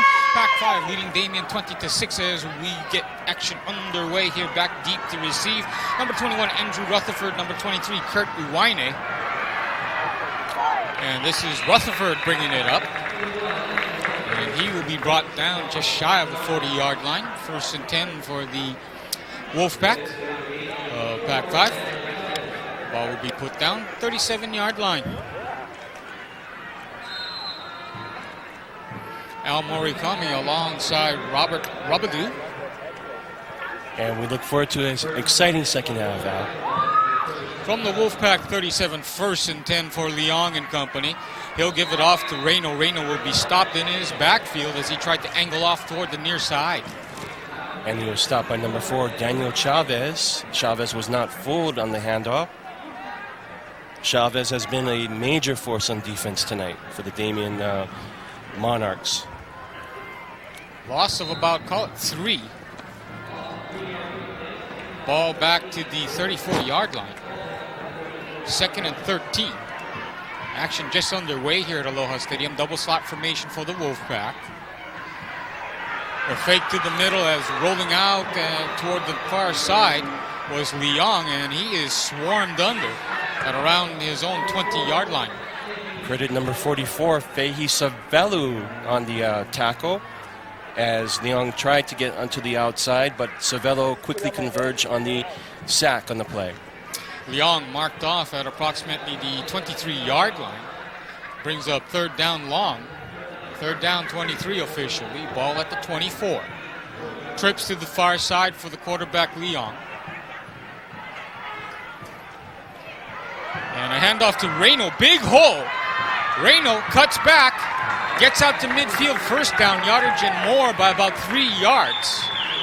Needed to get out to the 47. Got out to the 50 of the Wolfpack. Reno looked like a man on the mission on that run as he made a 1st down into Damien territory. Reno with a 40-plus yard run back in the 1st half. Correction, it's on the 50-yard line now. Runs for about 26 yards on this one to get the 1st down for the Wolfpack. Wolfpack at midfield near hash mark to the near side. Rolling out to the far side, the right-hander, Leong, fires. Incomplete, intended for Matthew Friedman in the middle of a 2-man sandwich downfield along the far sideline. Leong just threw the ball up for grabs as he was trying to find a receiver on the outside. Credit number 44, Fehi Savelu. Oh, as we check the replay, Leong rolls out to his right, throws the ball up for grabs, and is just... the receiver just sandwiched between the Damien defenders. And among those, of course, Chun for Damien, or excuse me, Michael Lau, excuse me. Out of the I formation tandem, Michael Yamauchi Yamate straight ahead up the seam. Gets ahead for 1st down yardage and more into Damien territory at around, let's see, they'll go spot him down at about, call it the 33-yard line. The Pac-5 offensive line giving Yamauchi Yamate, as we go to the replay here, Yamauchi Yamate finds a big hole in that Damien defense as it goes down deep into Damien territory. Young man with good vision, makes good cuts, good speed. So Leong, 1st and 10 from the 33 of Damien. This time they give on the running play. Straight up ahead goes Shane Lawrence. Out of the single backfield, and Lawrence. And it's coming back, Al, as there's a penalty on the Pac-5 offense, as we have an illegal shift and an illegal motion on the Pac-5 offense. So all of it coming back after... illegal shift by the offense. 2-man in motion at the same time. After Lawrence picked up the 1st down. It's all coming back here. As we go to the replay here, Lawrence, in his first, I believe it's his first carry of the night, finds another hole in the Damien defense, but unfortunately, on the penalty, the play comes back. So Leong returns to the huddle with the play from Coach Spud Botello. I formation for the Wolfpack, slot to the far side. Following the penalty, 1st and 15 from the 38 of the Damien Monarchs. Yamauchi Yamate running toward the near side now, cuts it back over the middle. Rumbles for a couple of yards, gets the penalty yardage back and then a little bit more as he gets near to the, call it the 32-yard line. Yamauchi Yamate trying to make jukes like Marshall Falk as he tries to find a hole in that Damien defense as we go to the replay. After the handoff from Leon, Yamauchi Yamate, he does find a hole, but just briefly as Damien quickly converges to make the tackle on the play. Pro set formation to the far side. Leong gives to Reyno. Reyno taking advantage of the fake. Manages to rumble ahead straight up for a pickup of about 7-8 yards on the play to about the 25-yard line. Reyno all season has been doing it on both sides of the ball, on offense and defense. As we go to the replay here, we see Reyno finding another hole in that Damien defense, and we go down to the 3rd down and 2 yards to go on the 25. So from there, Pac-5 I formation. Straight ahead they come with the fullback plunging through in the form of Chad Reyno. Gets very near the first down. Should actually be a first down. We'll see. Monarchs needed to get over, the Wolfpack needed to get over the 25 of the Monarchs. Credit number 57. That's Justin Shiroma on the tackle on the play.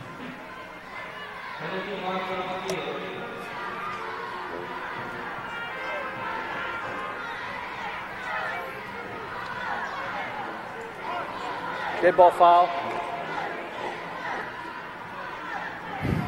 Personal foul on the offense. 15 yards penalty, first down. Pac-5 being brought back 15 yards on a personal foul penalty. And they're going to retry their 3rd down play. So time to cash in some frequent flyer mileage for the Wolfpack.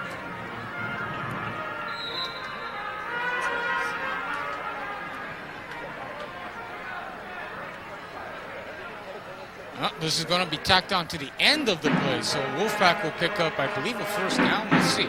Yes, it is a first down. So first down 10. Ball spotted back at the 37-yard line of the Monarchs.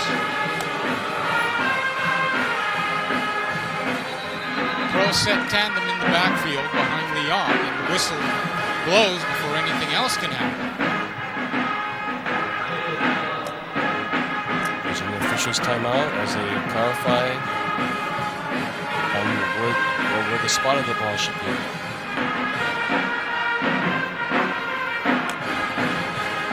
And the referee signals a first down, and we go back into action. So after all that, 7 minutes and change remaining, 1st and 10. Ball at the 37 of the Monarchs. Out of the pro set formation, Leong rolling to the far side, cuts it up the far hash mark, over the 30 down to around the 27-yard line, where he's finally stopped after a pickup about 8, maybe 9 on the play. Leong looked like a man on a mission on that play as he swept around close to a first down. As we go to the Rural Adventure Travel replay, Leong, man of many talents, scrambling to the right and rushing close to a first down. Slot formation to the near side, pro tandem for Leong. Leong gives to the first man through. Shane Lawrence spins ahead for the first down on the 2nd and 1 play from the 28. Gets ahead to around the 25-yard line, first down yardage and a little extra. As we go to the Mountain Dew replay, Leong hands off to Shane Lawrence, and Shane Lawrence gets the needed yardage for the first down. So from just about the middle of the field, laterally speaking, 1st and 10 from the Damien 25. I formation for the quarterback, Leong. Leong, just as he gives to the second man through Yamate, the whistle blows to hold up the action momentarily. Dead ball foul, encroachment by the defense. 5-yard penalty. There's an offsides on the Damien defense. It's not what they needed right now, but they mark up 5 yards against the Damien Monarchs. 20-6 our score. Pac-5 leading Damien. Wolfpack trying to melt all the time they can off the clock here in the third period.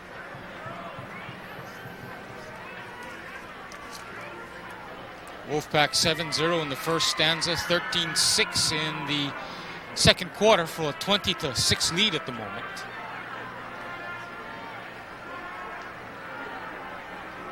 So 1st and 5 from the Damien 20. I formation, slot man to the near side for Leong. Launches this up in the air over the middle. Oh, incomplete. Intended for number 84 of the Wolfpack, Matthew Friedman. The tall one, not able to haul it down. And the tough one for Damien defense, Daniel Chavez there to break up the pass play. He along with Michael Lau back there. Lau a 6-footer.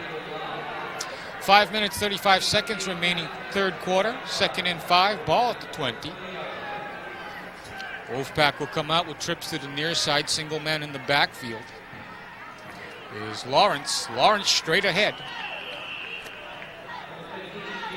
Close to a first down. Will be just shy by maybe a yard or two as he's brought down around the 17, 16-yard line of Damien.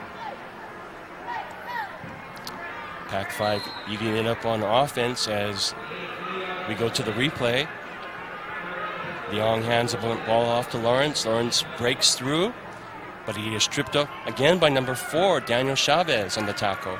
Between the hash marks, Wolfpack ball. 3rd and 2 from the Damien 17. 5 minutes remaining as Leong gives it.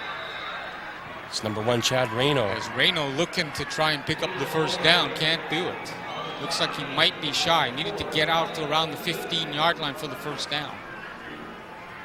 They are asking Coach Don Botello if they can go for it, and looks like they are on 4th down.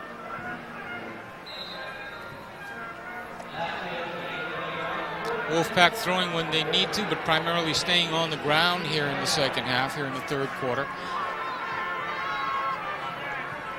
Pro set formation for the quarterback, Leong, who manages to draw off the Monarch defense. That was number 78, Gyson Ganico, jumping off sides. Dead ball foul, encroachment on the defense. 5-yard penalty, first down. So an automatic first down for the Wolfpack without having to do anything. Mark off 5 yards. As we see Ganico jumping off sides. He tried to get back, but he knew he committed the penalty. Second look courtesy Menahuni Water Company. First down 10, ball at the 11 for the Wolfpack. Pro set formation, and now a shift as Yamate and one of the linemen jump off. That's number 55, Brandon Mitchell.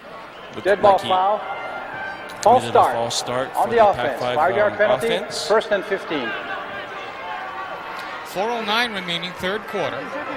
As we go to the Jiffy Lube replay.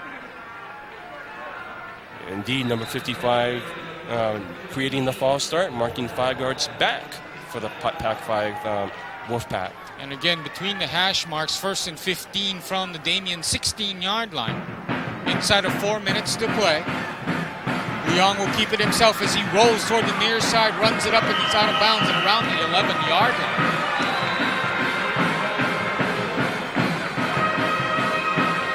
Like a penalty there on the play as we check to see if Leong's run is going to be good or will they bring it back. And it looks like it's going to be against the Damien Monarchs.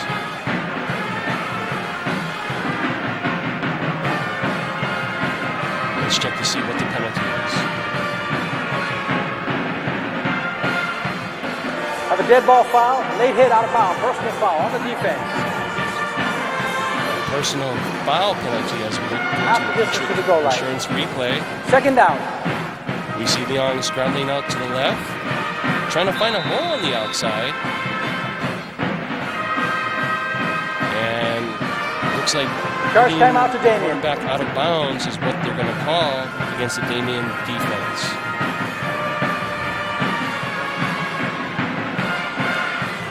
Second down, 4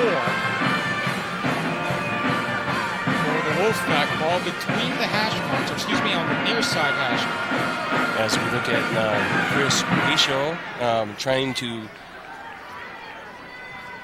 move his troops move his defense and trying to stop the Pac-5 offense. And here we go. Ball on the near side hash mark where it'll be second down. Call it about 4. Ball around the 11-yard line. Wolfpack can pick up the first down inside the 2.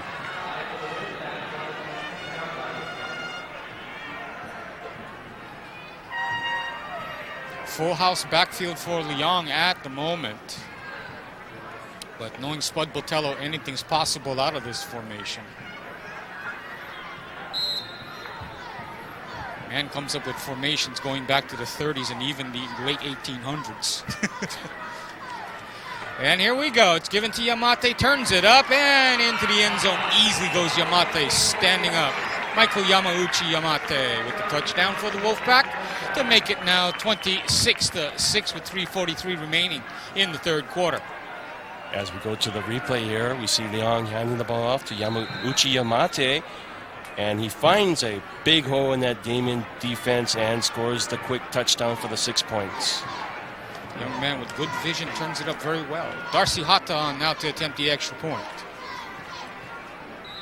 Has not had much success today, but she gets this one through for the extra point to make our score 27-6 now. The Wolfpack leading the Monarchs of Damien on the Monarch homecoming night. 3:43 remaining, third quarter. As we go to Tanioka's replay again, we take a look at the touchdown run by Yamauchi Yamate. Yamauchi Yamate gets a huge block from number 78, Dustin Pili Aloha, and that brings him in for the touchdown. And like we said, Pac-5 utilizing all the time on the clock. 15 plays, 62 yards, 8 minutes, 17 seconds possession. So far in this game, Pac-5 has had a total of 16 first downs, while Damien has had only 2. So in the meantime, Leong, who of course kicks off, returns, sometimes punts, and also probably fills the water cast and probably picks up the jerseys after the games too, will come out to attempt the kickoff. Monarchs will be sending a deep man here, and that is number 20, Andrew Kanoy, who scored the 90-yard plus touchdown in the first half, as the kickoff will settle into the hands of Kanoy. Curls toward the far sideline, now tries to cut it back as he heads up the far hash mark, and will bring it out to around the 25-yard line. 1st and 10 Monarchs at that point. Kanoy trying to find some kind of spark to motivate the Damien team, but is quickly tackled by the Pac-5 special teams. Monarchs operating left to right as you look at it here at Aloha Stadium, or if you're here at Aloha Stadium, in other words, he's facing toward the airport and Hickam Air Force Base. 1st and 10 Monarchs from the far hash mark. The give, as plowing ahead, is Corey Mullen, a 5'8", 150-pound junior slot back. Monarchs struggling offensively tonight. As we go to the replay, Mullen takes the handoff, and he finds a small hole, but is quickly tackled by the St. Louis defender. Pac-5 defender. Now, that game coming up next. Ryan Panarosa making the stop on the play for the Wolfpack will bring up 2nd down 4 from the Damien 31. Far hash mark along the Honolulu sideline. Monarchs, again, spinning out ahead, looking to make yardage on the play, is Corey Mullen trying the heart of that Wolfpack defense. Damien needs to get to the 45-yard line plus to get the first down here on their side of the field. As we go to the replay, we see Mullen again trying to find a hole in that Pac-5 defense, but Pac-5 is quickly to converge, creating a 3rd down and 2 on their own 33-yard line. From the far hash mark, Aliamanu sideline. Alameda calling signals. Alameda trying to come on, trying to option the end, will have no chance. Ball knocked away. Coming up with it is the Wolfpack defender, Alika Dorrington, and he will take it for the cheap touchdown. Durrington, number 2, has been doing it all season long for the Pac-5 Wolfpack, as he takes what might be considered a lateral or an interception.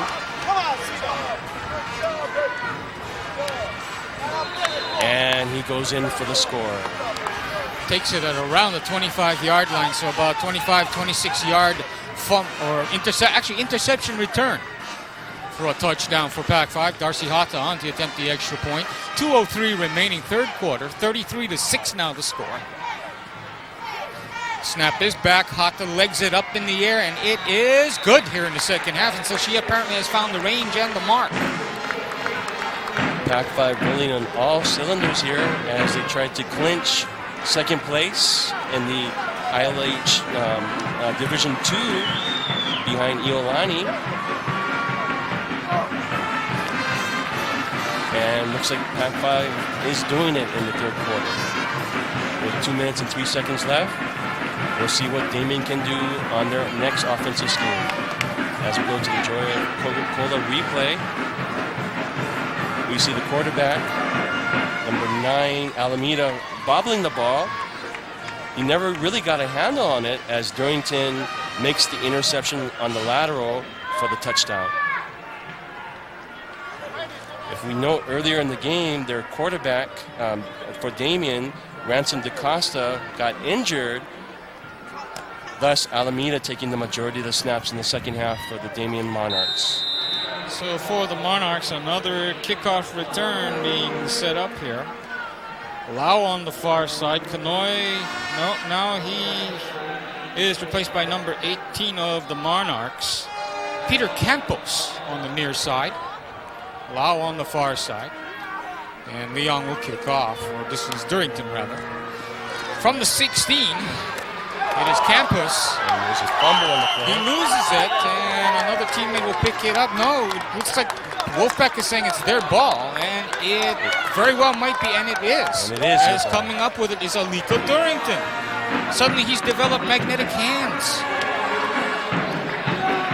Durrington looking like a man on a mission as he recovers the Damien turnover, and that brings up 1st and 10 for the Pac-5 Wolfpack.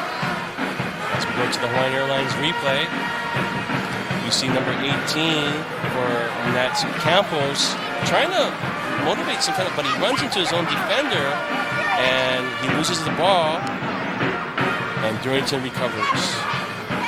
Boy, they better check his jersey for double stick tape, as on 1st and 10 from the 27-yard line. Straight ahead go the Wolfpack behind the running back Chain Abby Chong now in the ballgame. Coach Patella opening up his bench and letting all the players trying to get some action in this game. Pickup of about 7 on the play. 2nd down, 3, ball at the 20-yard line, near side hash mark for the Wolfpack. Jordan Tani now the quarterback, I formation behind him. He'll give to the first man through, and that will be as plowing ahead down to the 15-yard line. Chad Rayno. Rayno very near the 15. They're going to apparently spot him down to the 16-yard line, but more than enough for the first down. Wolfpack needed to get to the 17 of Damien for the first down, and we got ourselves a timeout on the field with an injury to a Damien player. And that's number 64, Joshua Camelin, who looks like the injured Damien player.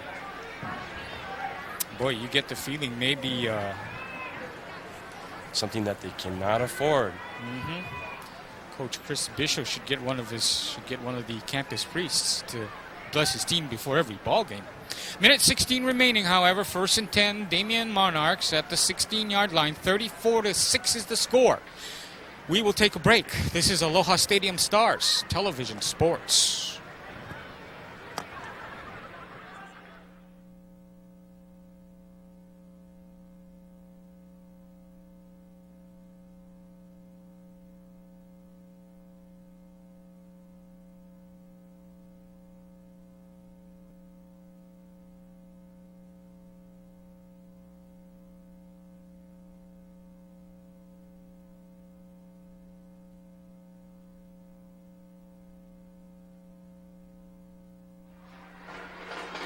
And back to action. There you see the injured Monarch player coming off the field. 1st and 10 at the 16 for the Wolfpack of Pac-5. And there you see again the young man who was injured earlier, Joshua Camlin, coming off the field.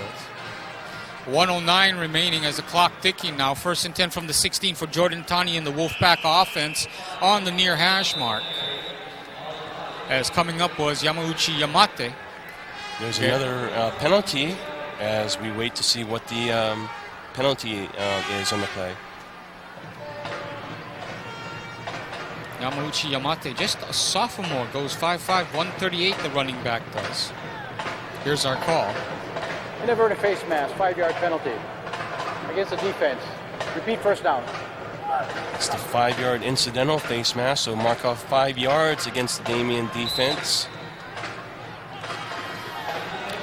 So instead, it'll be 2nd down 5, ball at about the 11-yard line for the Wolfpack.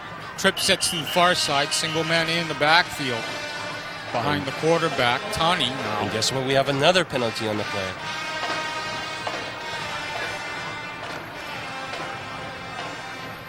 Tani, if you want to know his dimensions, Dead goes ball 5'7", foul. 137. On the offense, 5-yard penalty. And Tani is a sophomore. Still first down. And the result of the last 2 plays, we go back to where we started from. So that brings up 1st and 10, ball back to the 16-yard line for Jordan Tani in the Wolfpack offense. Ball on the near side hash mark. Trip sets to the far side, single man in the backfield. This is Yamauchi Yamate behind Tani. Yamauchi Yamate on the give, tries the middle, nothing doing as the Wolfpack defense, or excuse me, the Damien defense comes in and swarms him. As among those coming in to make the stop for the Monarchs, number 57, Justin Shiroma, junior defensive lineman, goes about 6 feet, 185. As we go to the replay, Tani hands off to Yamauchi Yamate, and Shiroma, not to be fooled, quickly converges on the tackle. So that now will bring up 2nd down 11, ball back at the 17-yard line for Jordan Tani with trip sets to the far side, has Yamauchi Yamate behind him on that near hash mark. And we've reached the end of the 3rd quarter of play. One more stanza left in the books, ladies and gentlemen. Our score after 3 periods of play, Pac-5, 34, Damien 6.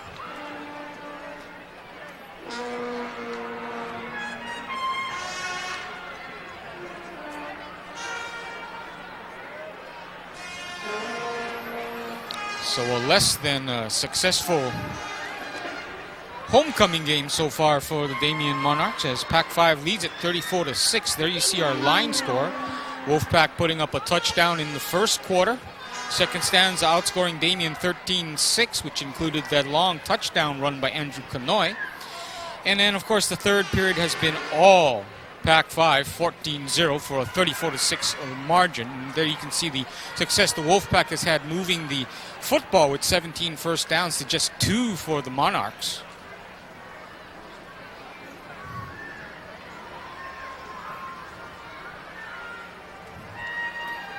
So 2nd down, call it 11. Ball at the 17 of Damien. Jordan Tani and company awaiting the officials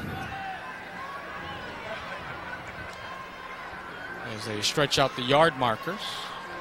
Pac-5 coming into this game, the number 2 in total passing offense in the ILH. That's overall Division 1 and Division 2. And now Jordan Tani comes running on to signal the play to his teammates. Trip sets to the near side. Yamauchi Yamate behind him to single back. The pass downfield along the near hash mark intended for Matt Friedman overshoots him. Number 88, Michael Lau on the Damien defense on the stop or the breakup of the pass. Tani actually throwing a nice ball there, and Friedman actually getting out his long paws to knock it away. Otherwise, that would have been intercepted. That'll bring up 3rd down, 11, ball at the 17-yard line. From the far hash mark toward the Alyamanu sideline. Tani looking inside, complete. And going the distance, 17 yards for the touchdown on the reception, number 83, Travis Tyler. Tyler taking the Tani pass, and he just ran over the Damien defense, going into the end zone for another 6 points. As we go to the replay, we see Tani looking off to his left, finding the receiver, Tyler, and Tyler just scampers in for the touchdown. So Darcy Hata now will come on and try to see if she can go 3 for 3 for the second half here, out of the hold of Jordan Tani, rather. Ball is back, down, Hata with the kick, and it is good. And that took 6 plays, 27 yards, and more importantly, as far as possession time for the Wolfpack, 2 minutes and 9 seconds more come off the clock to make it 41-6, and a very tough uphill climb for the Monarchs. Hata of note has scored in their game against St. Louis, scored the only points against the St. Louis Crusaders with a 27-yard field goal in that play. Goes 3 out of 3 on extra points in the second half.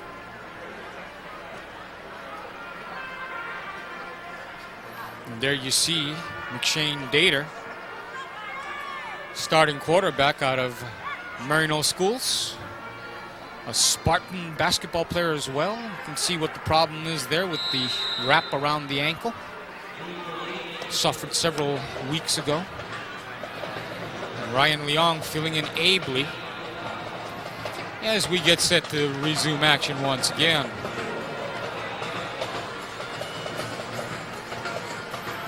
And the kickoff will settle into the hands of Damien's Andrew Canoy as he starts from about his 23-yard line. Canoy with good speed breaks it out, may have a chance at this, and he will score. Touchdown, 6 points. Monarch Andrew Canoy once again showing his lightning speed. Oh my.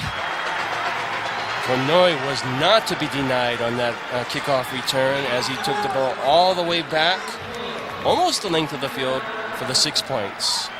The last man had a chance to stop him was the kicker, 24, Ryan Leong, but Damien scores their first touchdown in the second half. And Canoy, a little bit of a cramp toward the end there. But as you say, he would not be denied. You talk about a force of will. That's what that was as far as Andrew Canoy was concerned. Cramp or not, he was going to take this all the way to the end zone. You could tell he started to slow down as he got around the, I think around the 7 to the 5 yard line. He started slowing up like something was bothering him. But force of will, he was not going to be denied and takes it in. Damien now will go for the 2-point conversion, as it is now 41-12. Almeida, as they do the refrigerator Perry play, and giving it to one of their big men in there. Gaisen Ganiko, the 5'7", 245-pound senior defensive lineman, rumbles in for the 2-point conversion. As we go to the replay here, we see it's a different replay as we see Canoy taking the kickoff. And he looked like a man on a mission as he finds the holes in the Pac-5 special teams. Goes almost the length of the field for the touchdown. As we see number 24, Ryan Leong was the last man who had a chance to tackle him. And number 86, that's Jeff Yamauchi for the Pac-5 kickoff team. Now you see he starts to go down there and of course does his little prayer. But then you also notice his hand starts to go down toward that ankle, and it was right around the 5-yard line when he seemed to start to pull up, but he was not about to be denied the end zone for the second Damien score of the night, which of course he scores. So the man has 2 touchdowns to his credit tonight. One from scrimmage and one from a kickoff as the Wolfpack deploys their kick return team. Michael Yamauchi Yamate, he back there along with number 21, Andrew Rutherford. Damien tries the onside, but unfortunately the ball does go out of bounds. And it skips along, and Durrington, the only man in the area. Wolfpack will probably execute the option to take it at the 35-yard line. Illegal procedure, kick out of bounds. Pac-5 will put the ball in play on the 46-yard line. Pac-5 deciding to take it, referees decide to mark it on the 46-yard line. So they will take it there instead.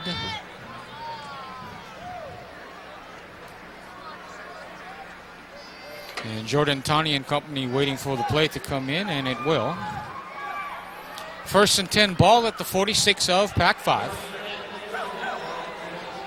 Near side hash mark, I tandem slot man to the near side for the Wolfpack. And it'll be Yamauchi Yamate squirming straight ahead to around midfield. Will probably be just shy of that. Yamauchi Yamate trying to run some time off the clock here in the 4th quarter.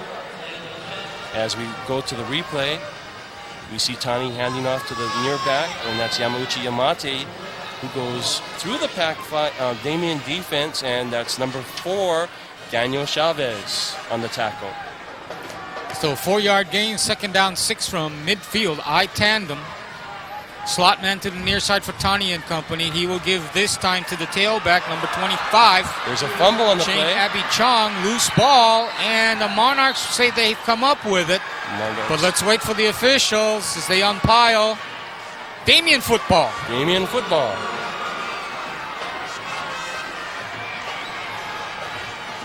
Like number 44, Fehi Savello on the recovery. As Chris Bishop and the offensive unit of the Monarchs deciding what play they will run coming up. Meantime, let's check the Mountain View replay. As we go to the replay, we see A.V. Chong trying to get to the outside, and Savello strips him of the ball. And Savello, I think he recovered the fumble on the play. So a Donald Duck play for the Monarchs, as taking it for Damien is Ranson DaCosta. He's back in the game after an injury in the first half.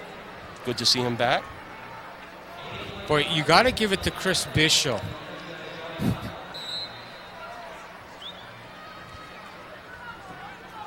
I don't know where he comes up with some of these plays from. Between he and Don Botello, they probably know every offensive football play that's ever been scribbled down on a sheet of paper or in the dirt in a sandlot somewhere. Here's Alameda, Destin Alameda, the quarterback, coming up near far side hash mark. 2nd down, 9 from the 35-yard line. Tripp sets to the far side for him. He'll come back, go down toward the middle, and he will be picked off. As coming up with it is Shane Lawrence for the Wolfpack. Ball was intended for number 88, Michael Lau, but Shane Lawrence is stepping in there and making the pick on the play. Lawrence among the two-way men for the Wolfpack of As we go to the All-Sport replay, we see Alameda just throwing the ball up. The receiver was open for a moment, but Shane Lawrence just steps in there and makes the interception. Yep, Lawrence playing center field a la Derek Jeter. Gets this one. I formation for Tani and company as they come out on 1st down and 10 from the 44. I formation, slot man to the near side. It is Abby Chong going to get it from the tailback. He gets up to the line of scrimmage, maybe gets one to about just over the 45-yard line. And that will be all. And again, number 4, Daniel Chavez making the tackle on the play. So this should bring up 2nd down, 9, ball from the 45-yard line.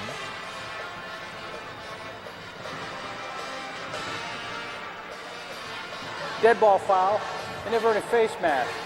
On the defense, 5-yard penalty, 2nd down. There's another penalty on the play as there's a 5-yard incidental face mask against the Monarchs.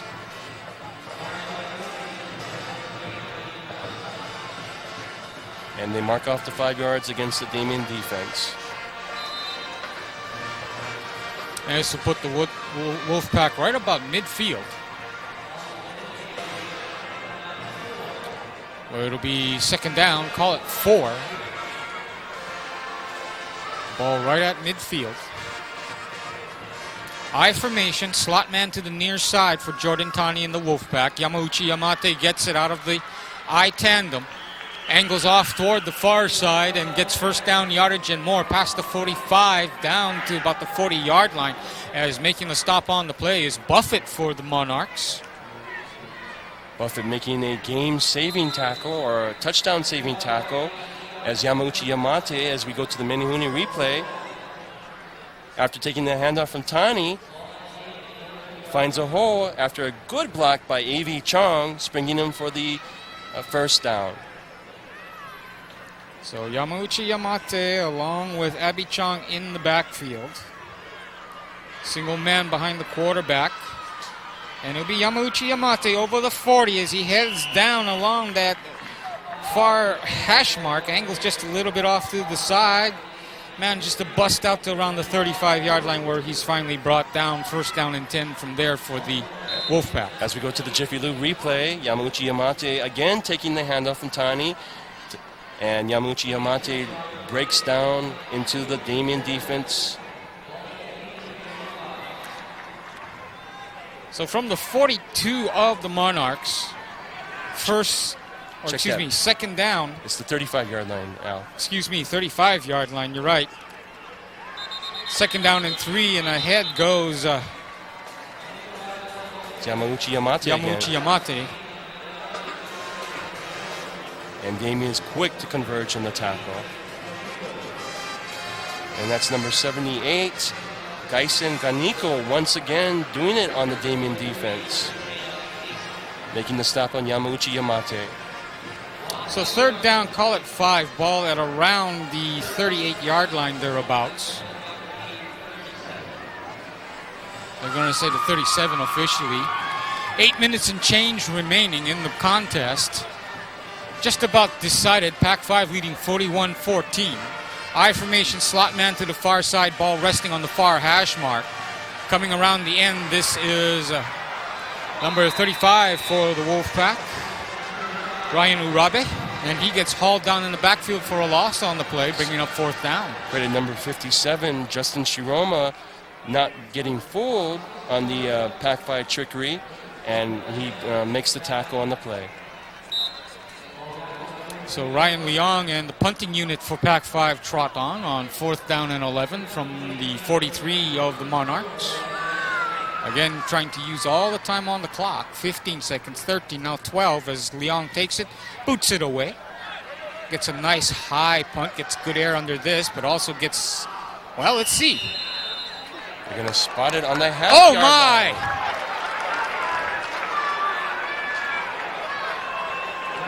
Number 44, Fehi Savello, trying to make the decision on trying to pick up the ball, but he decides to let the ball go, and the ball is down on the half-yard line.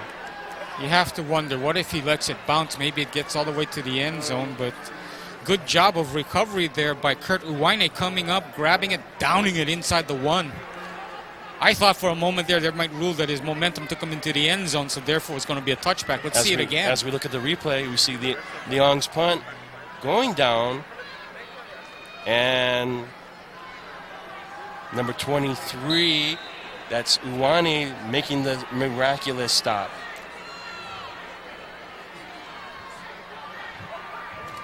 So anyway, first and 10 from just inside the 1. Damien trying to plow it out of there.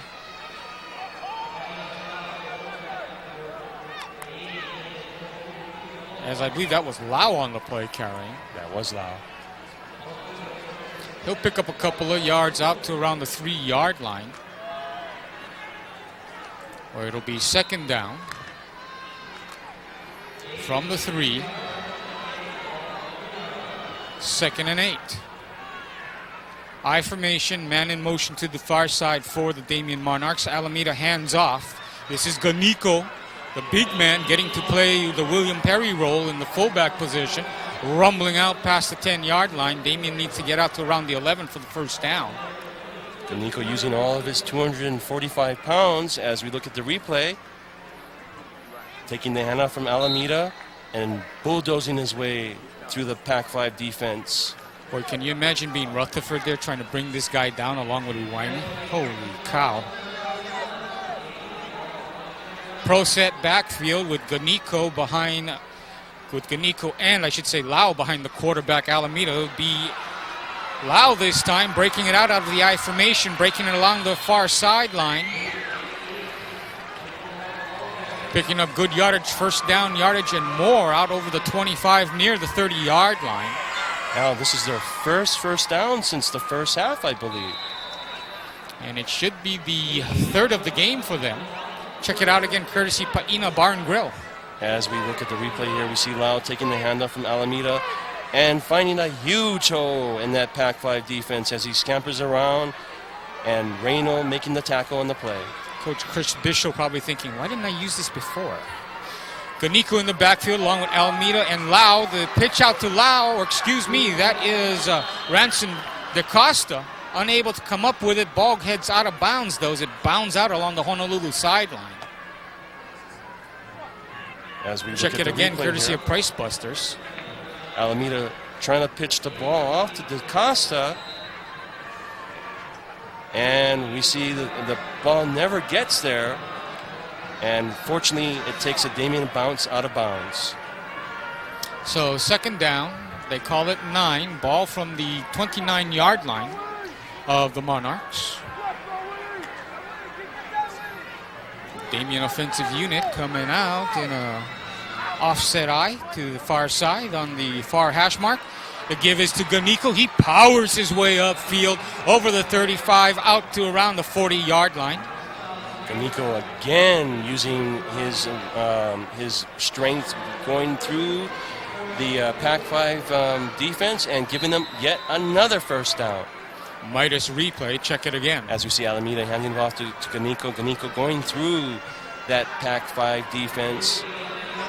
And number 27, that's Travis Satsuma on the tackle. So just enough for a Damien first down and 10 from the 38. And a penalty on the play as Ganiko again rumbling, stumbling, bumbling for the Monarchs. And they're going to bring the ball back on the penalty.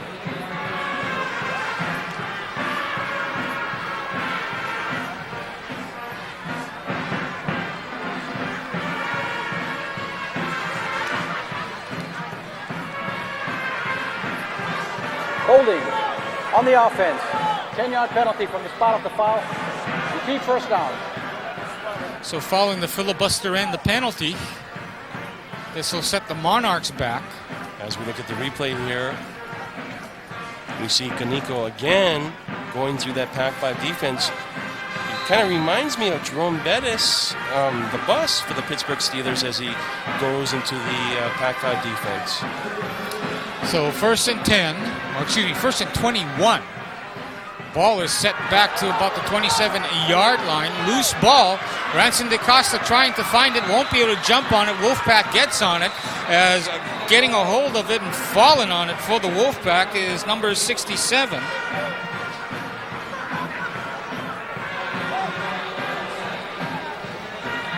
DaCosta never...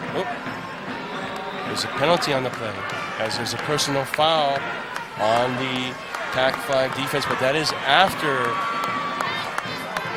the penalty or after the possession, and Pac-5 should come onto the field. And no listing on our roster as to who number 67 is, but we'll try and find out before the end of the telecast this evening.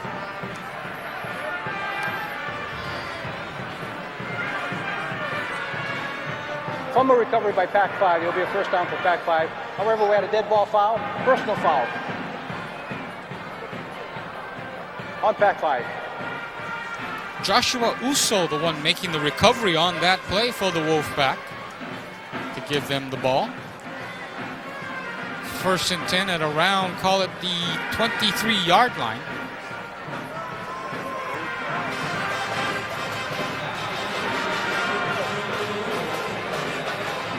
Jordan Tani, the quarterback. Michael Yamauchi Yamate, the tailback.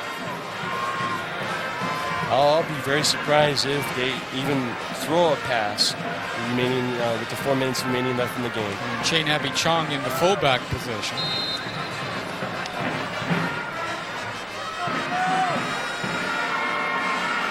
Slot man to the near side on the I formation. Abby Chong taking it as he plows up the far sideline. Excuse me, along the far hash mark, rather. Shane Lawrence, excuse me, Al. Shane Lawrence, rather.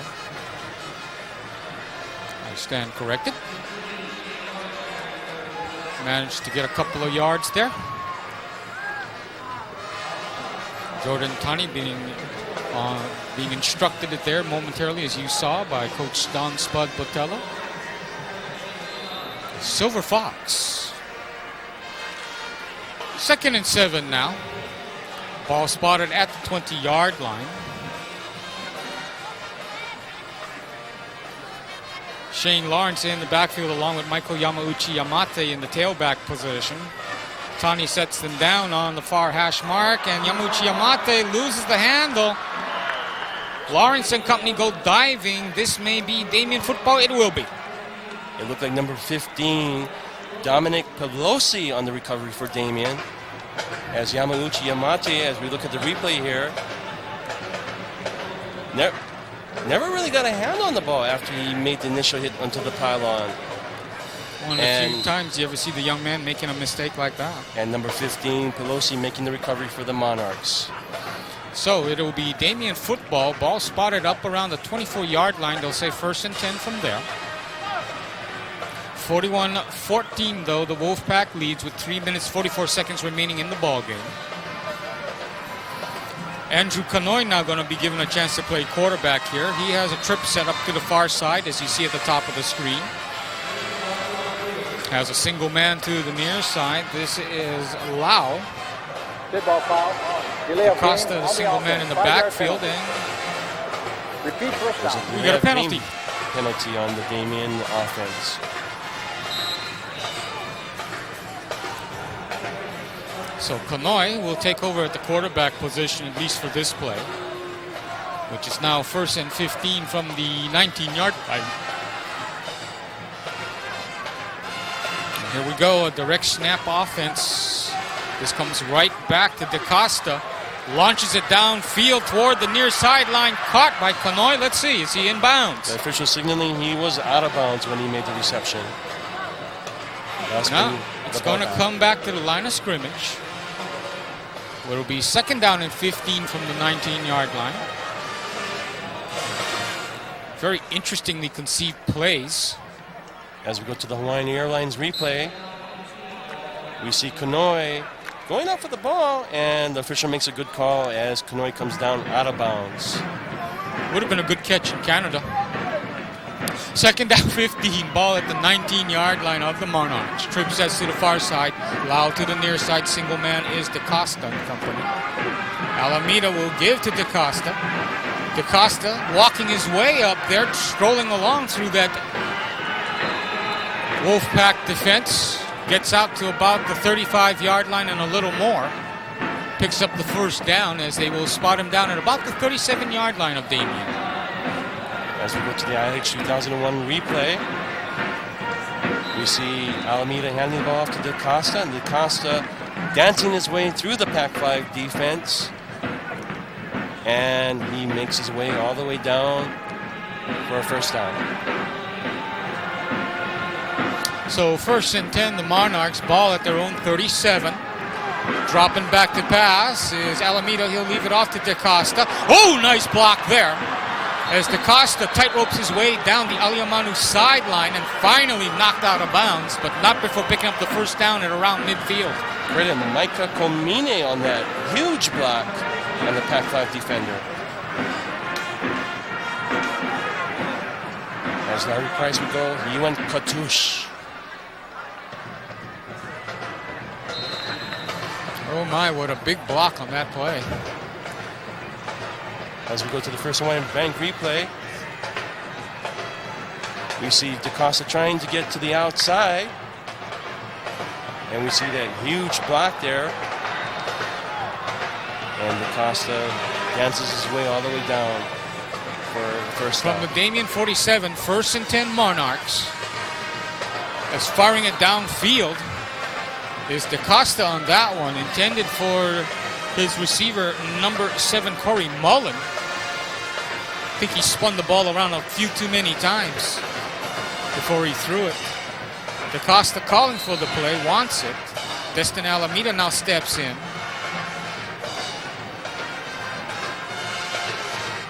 Caught just a little bit of a smile there on Alameda's face. They've got something cooking now.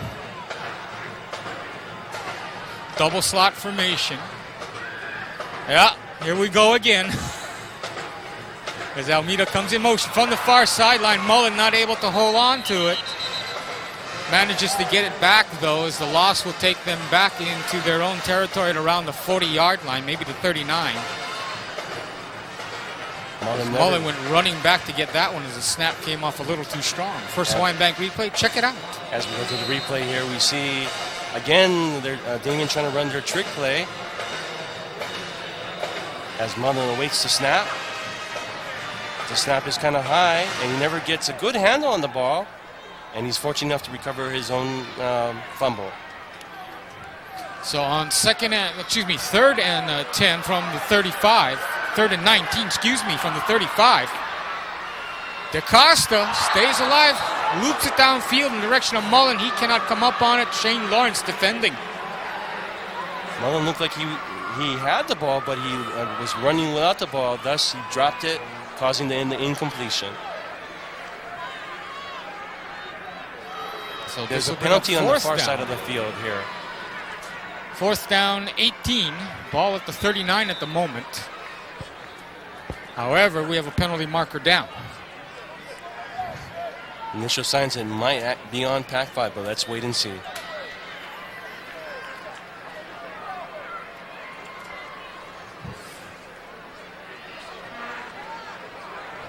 Personal foul, face mask by the defense on that last play. There's a personal foul penalty on the Pac-5 defense. Let's see what Damien will decide.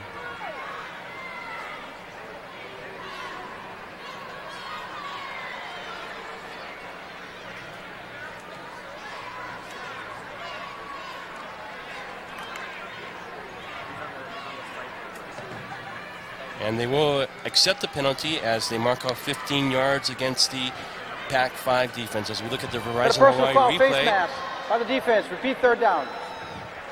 We see DaCosta trying to get outside, and he, it's the hit. Looks like a late hit out of bounds on number 78 on Pac-5. That's Dustin P. Aloha on the late hit out of bounds on And there DaCosta. was also a touching the face mask call mixed up in that should have been called in there that wasn't called. This will bring up 3rd down, 3, ball at the 46. Man in motion is Mullen.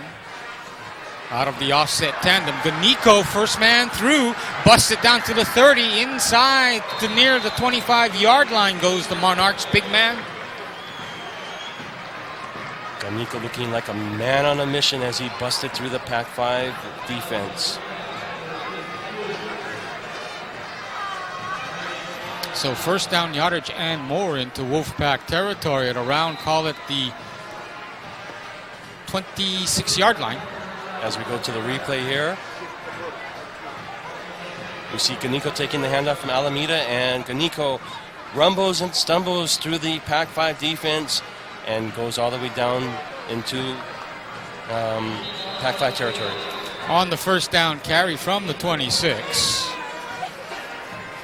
Monarchs, Ganico again rumbles ahead for a couple more yards. And guess what, Al? We have another penalty on the play on the far side of the field. Ball spotted down at around the 24-yard line. Let's find out what the penalty is all about. There's Josh Uso coming on there. Inadvertent face mask by the defense. 5-yard penalty. Repeat 1st down. We have an incidental face mask penalty, and that's the 5-yard variety against the Pac-5 defense, thus marking 5 yards off against them. And this will place the ball down around inside the 15-yard line. Check that. That's a 15-yard penalty.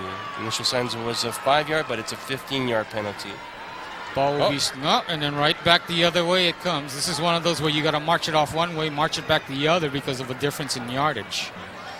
And this will be put down, hash marked to our far side here, toward the Honolulu sideline, and ultimately put down around the 19-yard line, where it'll be first down and just about 2 yards to go. Out of the offset eye, Almeida rolling toward the near side, throws incomplete, short of Michael Lau, his intended receiver. Credit number 53, Kimo Lee, on making Alameda rush his throw.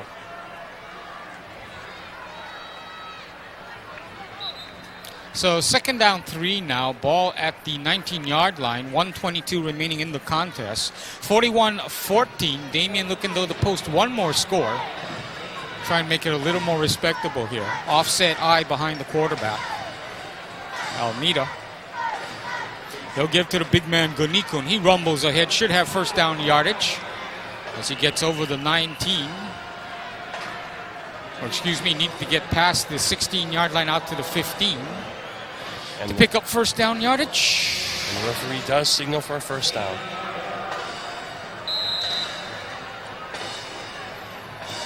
So the Monarchs with first and 10 at the 15 of the Wolfpack.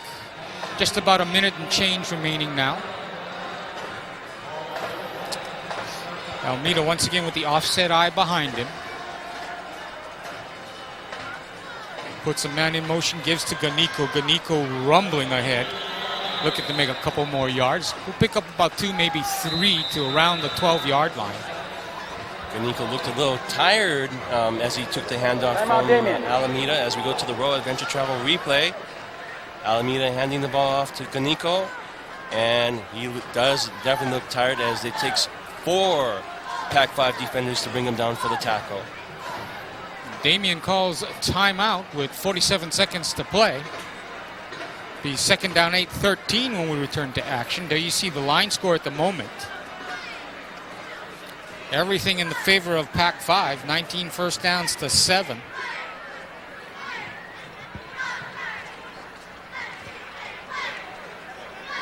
Monarchs, though, trying to post one more score on the board before the season ends for them in 47 seconds. With more than half these young men, probably 2/3 of them headed toward the wrestling season for the Monarchs, which may or may not include Mr. Kea Toledo, depending how his legs look after this one, after it's been checked over. Offset eye now as we come back, hash mark to the far side, quarterback Destin Almeida. Was looking for Goniko, but this time gives it out as angling toward the near side is Lau, and he will angle off the Pearl Harbor sideline, and they will say he's out at the 1. He tried to dive for the marker, tried to get the score, but they will deny him on this occasion.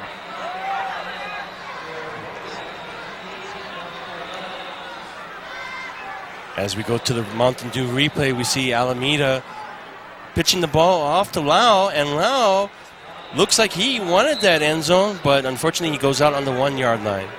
Again, offset eye, Goniko and Lau in the backfield, along with Almeida. Slot man or wing back now on the far side now comes in motion. The give will be to Goniko. He tries the far side of the line. Let's see. And the far official scores. And it is a touchdown. 6 points more for Damien on the board. 41-20 now as Goniko scores the touchdown. Goniko was the main force in that drive as he wasn't to be denied on that 1-yard run. As we go to the All-Sport replay, we see upon taking the handoff from Alameda, Goniko bulldozes his way in for the touchdown. And the Monarchs going to go for 2. Man in motion to the far side, offset eye. Goniko rumbles again and stumbles and finds the end zone. So Goniko gets the touchdown and the deuce. Goniko looked like a man possessed on that 2-yard 2-point conversion. as he bulldozes his way once again into the end zone for the 2-point conversion. As we go to the Menehune Water Company replay, we see Alameda once again handing the ball off to Ganico, and Ganico bulldozes his way in. Number 15, Shane Lawrence, one of the men trying to stop him, but Ganico goes in for the 6 points and the 2 points conversion. Wouldn't you just love to have him when you go shopping during prime time? Give him the shopping cart and let him plow through the aisles. Or you even take him home to mom for dinner, you know. I'm sure mom would like that. 41-22, Pac-5 with the lead. 36 seconds remaining in the game. Monarchs and the Wolfpack just out here having fun, looking to finish the string. Most interesting season. Damien probably looking to go for another onside kick as we see Pac-5's hands team comes onto the field. As we see number 84, Matt Friedman, going to the far side, awaiting the kickoff from Damien. On the near side, they have Mr. Magnetic Hands this evening, Alika Durrington.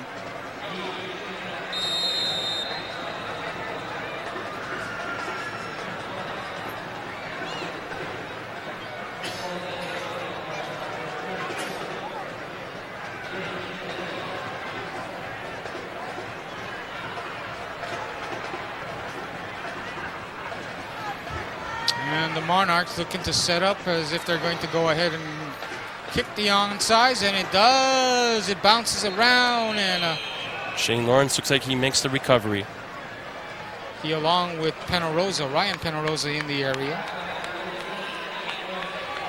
But Lawrence comes up with it, and Wolfpack looking to run out the final 32 seconds here.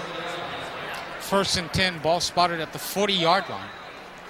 There we see Coach Don Botello looking forward to getting his 3rd victory in this game and this season. Two teams looking to play out the string. St. Louis and Kamehameha State playoff berth in the balance coming up after this ball game.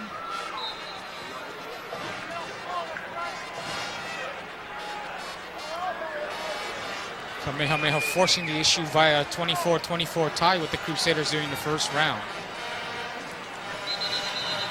And the genuflect offense for Jordan Tani and company.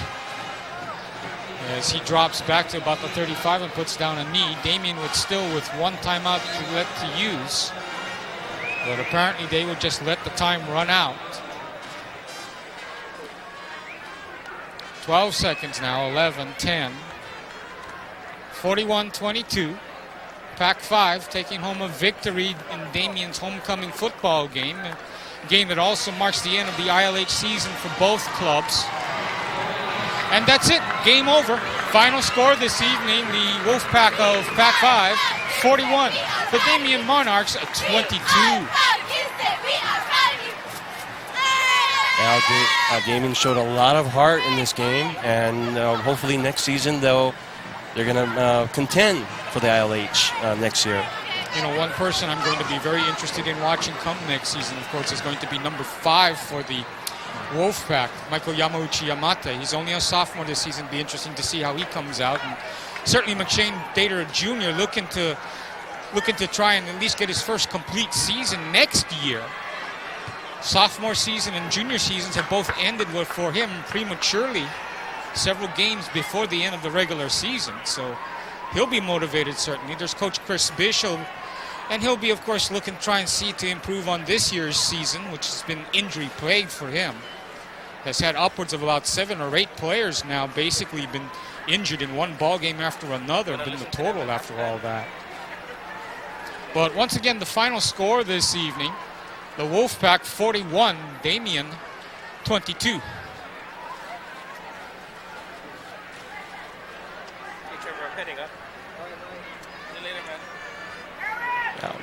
This has actually been a very good game, as both teams showed a lot of heart as they duked it out in this game, and Pac-5 came out on top. And certainly some of the Wolfpack and Damien fans going to be staying to watch the St. Louis Kamehameha game coming up next. But this will wrap it up for us here from Aloha Stadium. Al Morikami along with Robert Robidoux and John Steinmiller wishing you all a good evening. This has been a presentation of Aloha Stadium Stars Television Sports. Aloha.